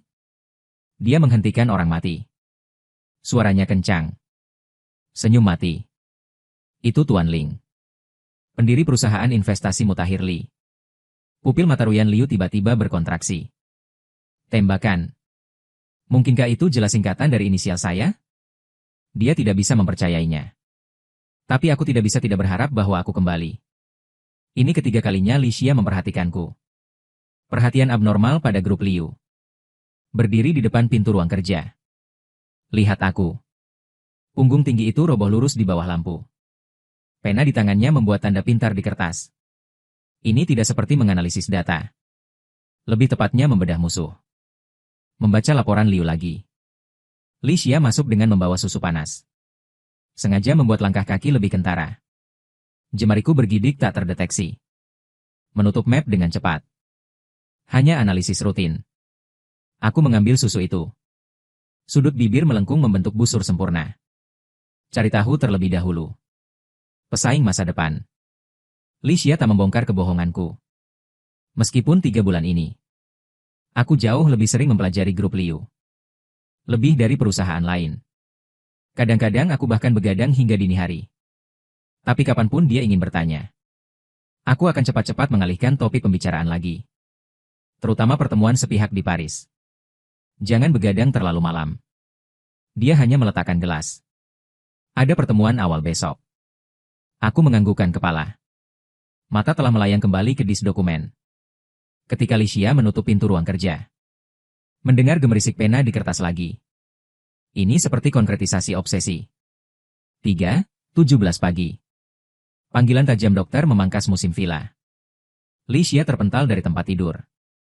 Insting dokter membangunkannya dalam sekejap. Suara itu berasal dari kamar tidurku. Dia bahkan tidak sempat memakai sandalnya. Hanya bergegas dan membuka pintu. Pemandangan di depannya membuat hatinya terkunci hebat. Aku berjongkok di sudut tempat tidur menempel di dinding. Tangan mencekik lehernya. Pucat seperti kertas. Piyamaku berkeringat dingin. Menempel di belakang sepatu bot kurus. Seluruh orang bergetar seperti daun tertiup angin. Yang paling mengejutkan Li Xia adalah mataku. Difusi pupil. Mata menjauh. Tiruan. Sang Buddha sedang melihat beberapa pemandangan menakutkan yang tidak ada di sini. Membuat Li Xia berlutut di depanku. Jangan berani menyentuhku gegabah. Lihat aku. Kau bisa mendengarku? Tidak ada respon. Napasku semakin cepat. Bibir mulai membiru. Serangan akut PTSD. Li Xia membuat penilaian cepat. Dia menggenggam lembut pergelangan tanganku. Menyentuh keringat dingin yang lengket. Bernapaslah bersamaku. Dan dia meletakkan tanganku di dadanya. Rasakan irama napasku. Take your time. Li Xia sengaja memperlambat napasnya. Pasang surut teratur dada. Dia bisa merasakannya di pergelangan tanganku. Ada cincin bekas luka yang tidak rata. 1 menit. Setelah 2 menit, akhirnya napasku mulai sembuh. Dia menyingkronkan pupil mataku untuk kembali fokus. Setelah melihat orang di depannya dengan jelas, dia menyentakkan tangannya ke belakang. Aku baik-baik saja, kataku dengan suara serak. Dia refleks menurunkan piyamanya, lengan bajunya menutupi pergelangan tangannya. Maaf, aku baru saja bermimpi buruk. Li Xia tidak membongkar kebohongan kikuk ini. Dia bangkit dan pergi menuangkan segelas air hangat. Dalam aromaterapi di samping. Ditambahkan beberapa tetes untuk menenangkan. Minyak atsiri untuk syaraf. Minumlah air dulu. Ia serahkan padaku. Sengaja jaga jarak aman. Akan kuambilkan handuk kering untukmu. Ketika dia kembali dari kamar mandi, saya telah pindah ke sofa di dekat jendela. Gelas air di kedua tangan. Mata tertuju pada malam di luar jendela. Cahaya bulan menguraikan profil wajahku. Bulu mata membuat bayangan kecil di bawah mata. Li Xia dengan lembut meletakkan handuk di bahuku. Duduklah di kursi berlengan di seberangku. Apakah Anda ingin berbicara tentang mimpi buruk itu? Dia bertanya dengan sangat santai. Sepertinya kita hanya membicarakan cuaca besok. Jari-jariku tidak sadar ibu menaburkan bayi. Setelah lama terdiam, tiba-tiba aku berbicara. Apakah Anda tahu bagaimana rasanya tenggelam? Li Xia mengidap palidrosis. Air pertama dituangkan ke hidung. Itu menyakitkan seperti api. Suaraku lembut. Ini seperti menceritakan kisah orang lain. Kemudian paru-paru mulai berkedut. Saya ingin bernapas, tetapi saya hanya bisa mengambil lebih banyak air. Hal yang paling menakutkan adalah aku mengangkat mataku. Anda dapat dengan jelas merasakan hilangnya nyawa. Tapi tak berdaya. Li Xia memperhatikan. Jari manis kiriku terpelintir tidak wajar. Itu setelah patah tulang. Dibiarkan tanpa perawatan tepat waktu. Tak terhindarkan. Saya bermimpi bahwa saya tiba-tiba berdiri dan berjalan ke meja saya. Dari laci bawah. Keluarkan kantong kertas kraft. Anda harus melihat ini. Li Xia mengambil file bag. Yang dicurahkan adalah sepiring foto. Kotak rekam medis. Salinan akta nikah yang direndam dalam kopi. Jadi ini adalah nama asli Anda. Kata-kata Li Xia telah tiba. Mulutnya menghilang. Apa yang dia lihat mengejutkannya. Aku berbaring di genangan darah. Ada luka mengerikan di dahi. Karpet di bawahnya diwarnai merah tua. Laporan medis mengatakan 3 tulang rusuk patah. Fraktur kominutet jari telunjuk kanan. Hidrasi di paru-paru. Ini adalah mahakarya Ruyan Liu. Anehnya suaraku tercekat. Dia adalah mantan istri saya. Aku berhenti sejenak. Lalu mataku beralih pada surat nikah. Tidak, kami sebenarnya tidak memiliki hubungan apapun. Dan aku menertawakan diriku sendiri. Dia berpikir. Pria dalam karung adalah seorang gangster yang menindas suaminya. Tapi orang di dalam sebenarnya adalah aku. Li Xia membukanya dan melihat tangkapan layar pengawasan. Seorang wanita akan memasukkan seorang pria ke dalam karung. Dorong ke bawah platform lagi dan lagi. Di tepi kolam renang. Di sana berdiri seorang pemuda dengan wajah polos. Dengan senyuman. Jiboda. Saya menunjuk pria itu, suaminya yang sah. Dan aku hanya lelucon. Li Xia akhirnya mengerti. Dari mana obsesi saya dengan grup Liu berasal? Ini bukan kompetisi bisnis biasa. Tapi kebencian yang tak terlupakan. Jadi, kau akan menghancurkannya. Ini bukan pertanyaan. Aku pergi ke jendela. Cahaya bulan membuat bayanganku panjang. Aku akan memberinya rasa tidak memiliki apa-apa. Jemariku menyentuh kaca jendela. Kehilangan perusahaan. Kehilangan reputasi. Kehilangan suaraku tiba-tiba berakhir. Li Xia berjalan di belakangku. Tidak ada sentuhan. Hanya keberadaan yang tenang. Dia berbisik bahwa balas dendam tidak akan membawa hambatan nyata. Apa itu? Aku berbalik dengan tiba-tiba. Api gelap di mataku. Maafkan dan lupakan. Aku merobek piyamaku. Garis leher mengungkapkan bekas luka mengerikan di bawah tulang selangka. Dia melakukannya dengan batang besi. 99 kali dia menghitung dengan jelas. Li Xia melihat bekas luka itu. Tiba-tiba mengulurkan tangan dan menarikku ke dalam pelukanmu. Aku menegang sejenak. Kemudian seolah-olah semua kekuatannya telah diambil. Berbaring di dadanya. Aku tidak mencoba untuk menghentikanmu. Pena bagian bawah Li Xia ada di dadaku. Aku hanya tidak ingin melihatmu diliputi oleh kebencian. Pegang jari-jariku yang cacat dengan lembut. Cedera ini tidak seharusnya menentukan hidup Anda. Aku tak menjawab. Tapi Li Xia merasa. Kain di dada secara bertahap menjadi basah. Langit timur di luar jendela mulai memutih. Li Xia menatapku yang akhirnya sudah tenang dalam pelukannya. Membuat keputusan. Tunjukkan rencanamu. Dia mengatakan semua detailnya. Aku melihat ke atas. Sedikit depresi melintas di mata merah dan bengkak. Jika ini bisa membuat Anda benar-benar melepaskan dan memulai dari awal. Li Xia menyeka air mata dari wajahku. Aku akan membantumu. Sinar matahari pertama bersinar melalui tirai. Itu membuat saya menunjuk ke struktur kepemilikan grup Liu. Gambar Rixia menjelaskan strategi akuisisi saya. Suaraku masih serak. Tapi mata telah mendapatkan kembali kejernihannya. Matahari menyinari dokumen yang berserakan. Menerangi akta nikah yang compang-camping itu. Saya menontonnya sebentar. Lempar dia ke kandang kertas bekas. Saya berdiri di depan jendela Prancis di lantai atas grup tambahan. Menghadap seluruh kota. Kaca memantulkan sosok saya. Saya memegang segelas anggur merah dengan ujung jari saya. Cairan merah tua bergoyang lembut di cangkir. Sama seperti warna yang kutuangkan ke dalam darahku hari itu. Asisten mengetuk pintu dan masuk. Sebuah dokumen di lapangan dengan hormat. Harga saham Dragon Liu Group turun lagi 5%. Pasar melawan Liu Ruyan. Keputusan terbaru umumnya tidak optimis. Saya mengambil file. Sudut bibirnya melengkung membentuk busur dingin. Itu sangat bagus. Saya membolak-balik laporan keuangan Liu baru-baru ini. Ujung jari menandai bintang pada garis angka. Liu Ruyan untuk mengisi musim. Penggelapan dana burda sebelumnya. Sejumlah aset atas namanya telah terjual. Terus jual kepemilikan hutang Liu kami. Suara file biksu saya tenang. Asisten itu ragu-ragu sejenak. Tapi jika runtuhnya Liu terlalu cepat, kami juga akan kehilangan sebagian dari investasi kami. Ada cahaya tajam di mataku. Tidak masalah. Saya tidak peduli. Aku hanya peduli. Apa yang akan terjadi pada Liu Ruyan sedikit? Kehilangan hal yang dulu paling dia pedulikan. Seperti semua yang pernah saya hilangkan. Grup Liu. Liu Ruyan ada di kantor. Menatap layar komputer. Kurva kerangka anjlok sepanjang jalan. Pemegang saham memanggil satu persatu. Dia menyebalkan. Cukup tekan bisu.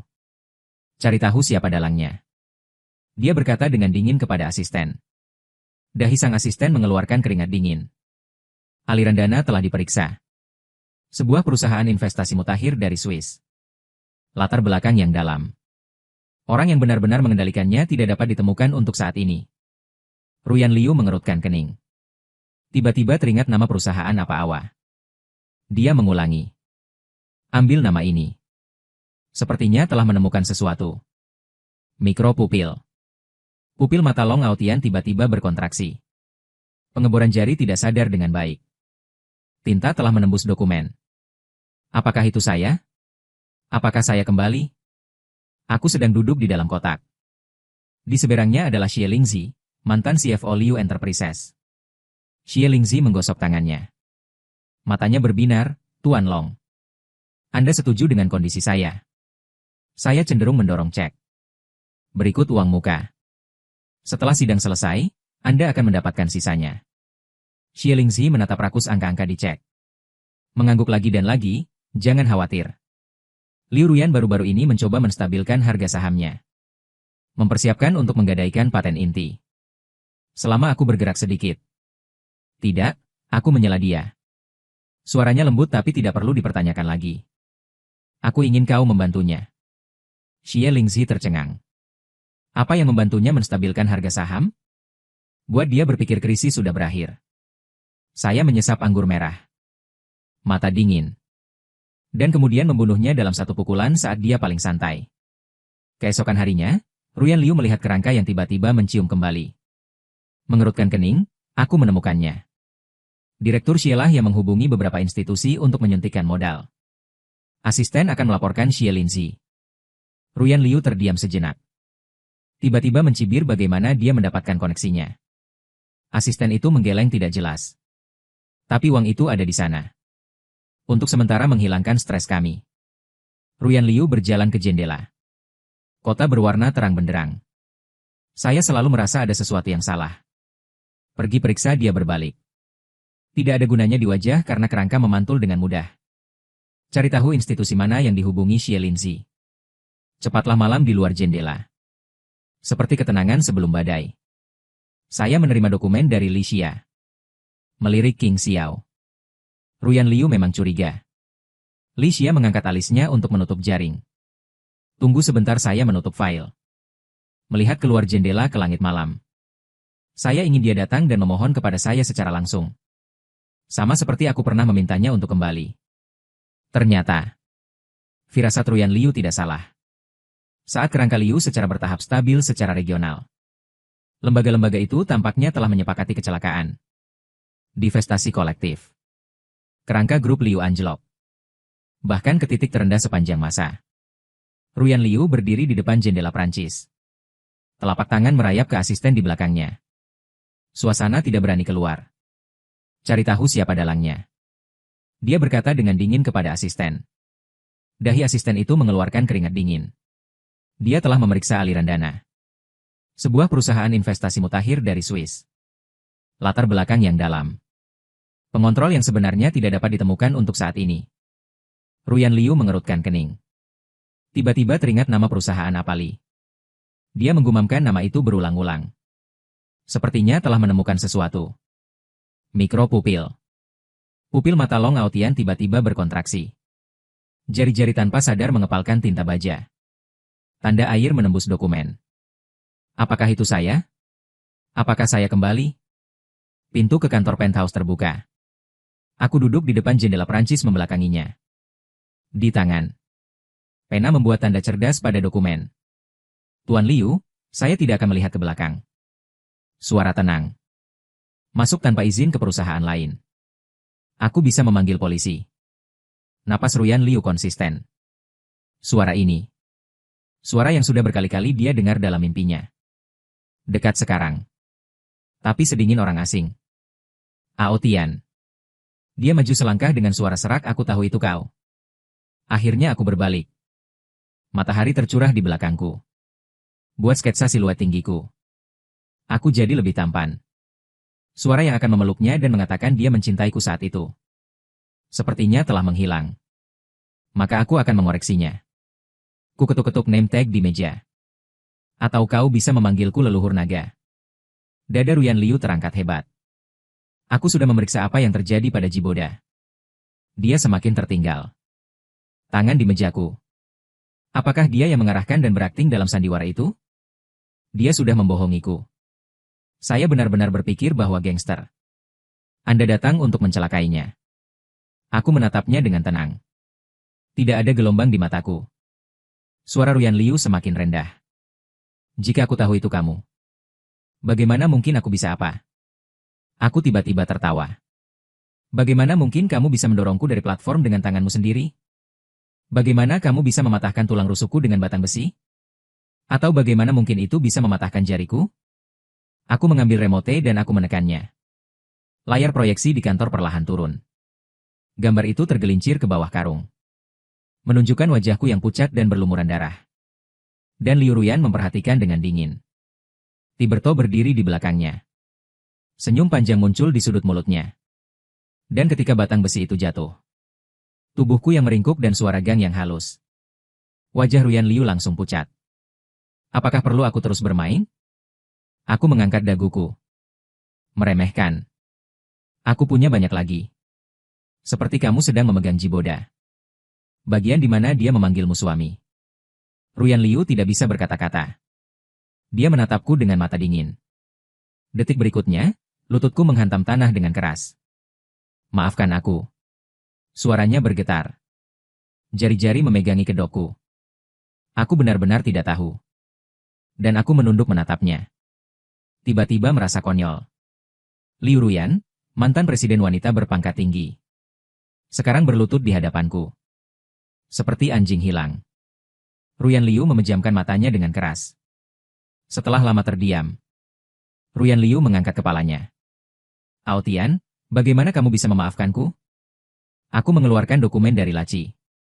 Dorong ke depannya. Perjanjian akuisisi ekuitas grup Liu ditandatangani. Saya acuh tak acuh terhadap. Semua saham di tangan Anda. Saya akan membeli dengan harga pasar. Ruang konferensi lantai atas grup Liu. Saya mendorong dokumen terakhir ke lensa meja panjang. Uang pesangon Anda telah tiba. Saya masih.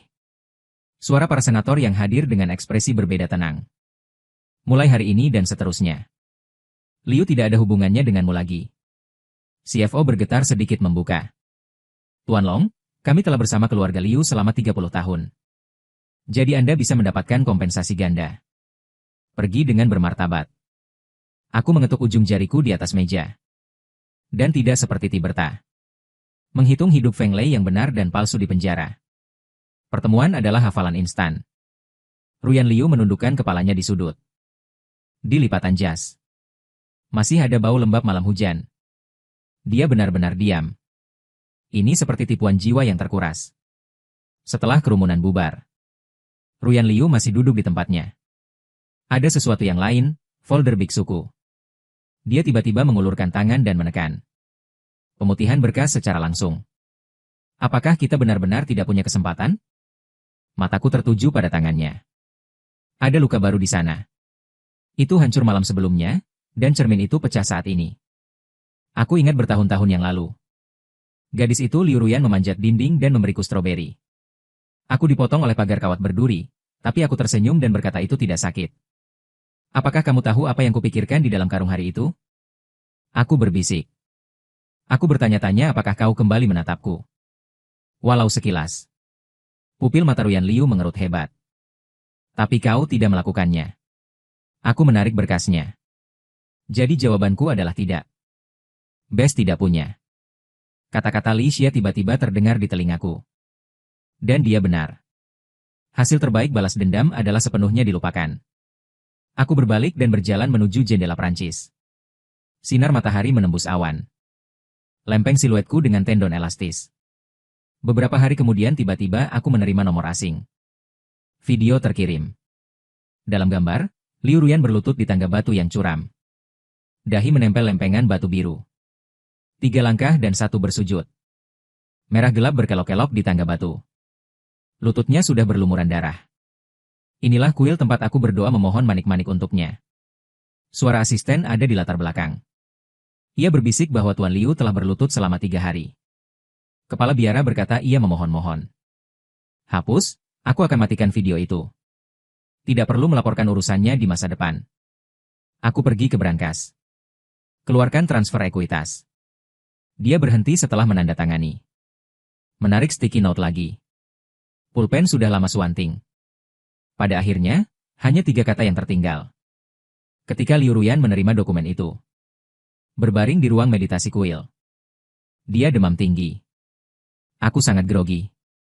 Cerita mendesah dan datang ke teh hangat. Obsesi donor menyakiti orang lain dan menyakiti dirinya sendiri. Dia gemetar saat membuka dokumen itu. Surat pengalihan ekuitas menyelinap keluar. Catatan itu diledakkan oleh angin yang merembes melalui jendela. Jatuh ringan ke dalam hatinya. Dalam keadaan kesurupan, dia teringat saat dia berusia 20 tahun. Aku menunggu di salju untuk janjinya. Ujung hidungku merah karena kedinginan. Tapi dia tersenyum dan berkata Liu Ruyan. Aku menunggumu. Dan sekarang aku akhirnya tidak menunggu lagi. Mobil Li Xia. Diparkir di depan sebuah bangunan putih bersih di pinggiran kota. Aku ingin menunjukkannya padamu setelah selesai. Dan dia membukakan pintu untukku. Ujung jari bergerak lembut di telapak tanganku. Tapi seseorang akhir-akhir ini sangat gila kerja sehingga aku tidak bisa membuat janji. Aku mengangkat alisku. Dr. Li mengeluh. Adalah menuduhnya mengangkat kepala dan menggigit ujung telingaku. Kau telah menghinaku selama 3 hari 7 jam. Di dalam menyala. Plakat kristal di ujung koridor tertutup sutra merah. Li Xia tiba-tiba menutupi mataku dari belakang. Hitung mundur 3 detik. Dalam gelap aku mendengar suara kain tergelincir. Sekarang saksikan sutra merah jatuh ke tanah. Di plakat. Pusat Penelitian Medis Long Aotian Chuangshan yang menyumbangkan pelajaran. Bersinar di bawah lampu sorot. Semua keuntungan masuk ke penelitian stres pasca trauma. Napas Li Xia menyapu dinding. Termasuk luka lama di lututmu itu. Aku menatap plakat itu. Ho Ujian. Tiba-tiba mengencangkan bekas luka yang ditinggalkan dengan berlutut dan menyembah manik-manik Buddha. Ternyata dia ingat. Aku tidak tahu apakah itu kebetulan. Jendela dari lantai ke langit-langit di ruang tunggu pusat penelitian. Tepat di seberang gedung Tua Liu. Aku sedang menunduk melihat data. Tiba-tiba saya perhatikan ada titik-titik cahaya dan hujan di langit-langit. Ketika melihat ke atas. Anak biru neon alien itu berkedip di dinding putih. Layang-layang Aotian tersangkut di pohon. Aku membeku. Ini adalah bahasa madu yang diciptakan oleh Ruyan Liu pada usia 16 tahun. Dia mematahkan lengannya tempo hari untuk memetik layang-layang saya. Tapi tersenyum dan berkata Aotian jangan menangis. Saya tidak suka atap gedung di seberangnya. Sosok sepatu bot tipis dan pagar. Penunjuk laser di tanganku masih bergetar. Bahkan jika jarak 100 meter. Aku juga bisa mengenali bahwa itu adalah Yanagia. Dia mengenakan mantel sekolah yang sama dengan tempat kami keluar. Seperti hantu yang keras kepala. Titik cahaya terus bergerak. Insentif baru muncul. Aku akan menangkapmu kali ini. Aku menontonnya dengan tenang selama 3 detik. Tiba-tiba bangkit dan merapatkan gorden. Momen ketika kegelapan menyelimuti ruangan. Aku menelepon Licia. Sekarang untuk istirahat. Aku mendengar suaraku sendiri luar biasa tenang. Pakailah. Kau sembunyikan di kompartemen kedua ruang ganti. Dering laci. Dari ujung telepon terdengar mundurnya alat musik yang jatuh ke tanah. Kapan kau mengetahuinya? Napas Licia jelas bingung. Ibuku menaburkan seberkas sinar di celah gorden. Bibir terangkat sedikit. Terakhir kali kau diam-diam mengukur sidik jariku. Mengusap tanganku dari debu kapur. Laser dari gedung seberang masih berusaha menembus gorden. Sebuah titik cahaya samar di lantai. Kuangkat kakiku dan kuinjak lampu. Kudengar langkah kaki yang panik di luar pintu semakin mendekat.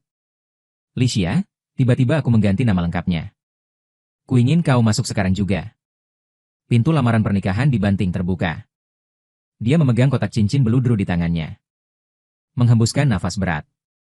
Mata berbinar. Laser berkedip tak rela di kakiku. Yang terakhir padam seutuhnya. Pernikahanku. Hampir sama dengan apa yang kubayangkan.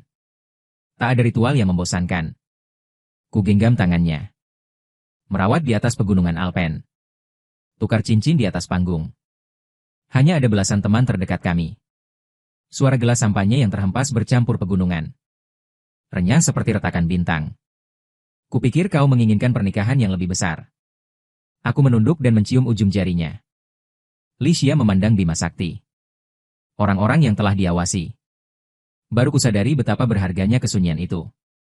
Cobalah untuk mendapatkan segunung hadiah. Salah satu polong kotak eboni. Saat aku membuka tutup kotak itu, Licia jelas merasakan jemariku bergetar.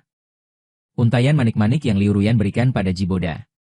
Kini terbaring tenang di atas beludru yang saling bertautan. Setiap manik cendana berpendar dengan cahaya hangat. Rupanya sudah lama sekali Marta tidak. Hanya ada 7 kata di kartu yang terlampir. Ubah aku kali ini. Harap aman. Disia mengambil kotak itu dan melemparkannya kepada asisten untuk disumbangkan ke kuil. Dan aku tertawa. Taruh manik Buddha di kepalamu. Ini kisah peringatan yang bagus.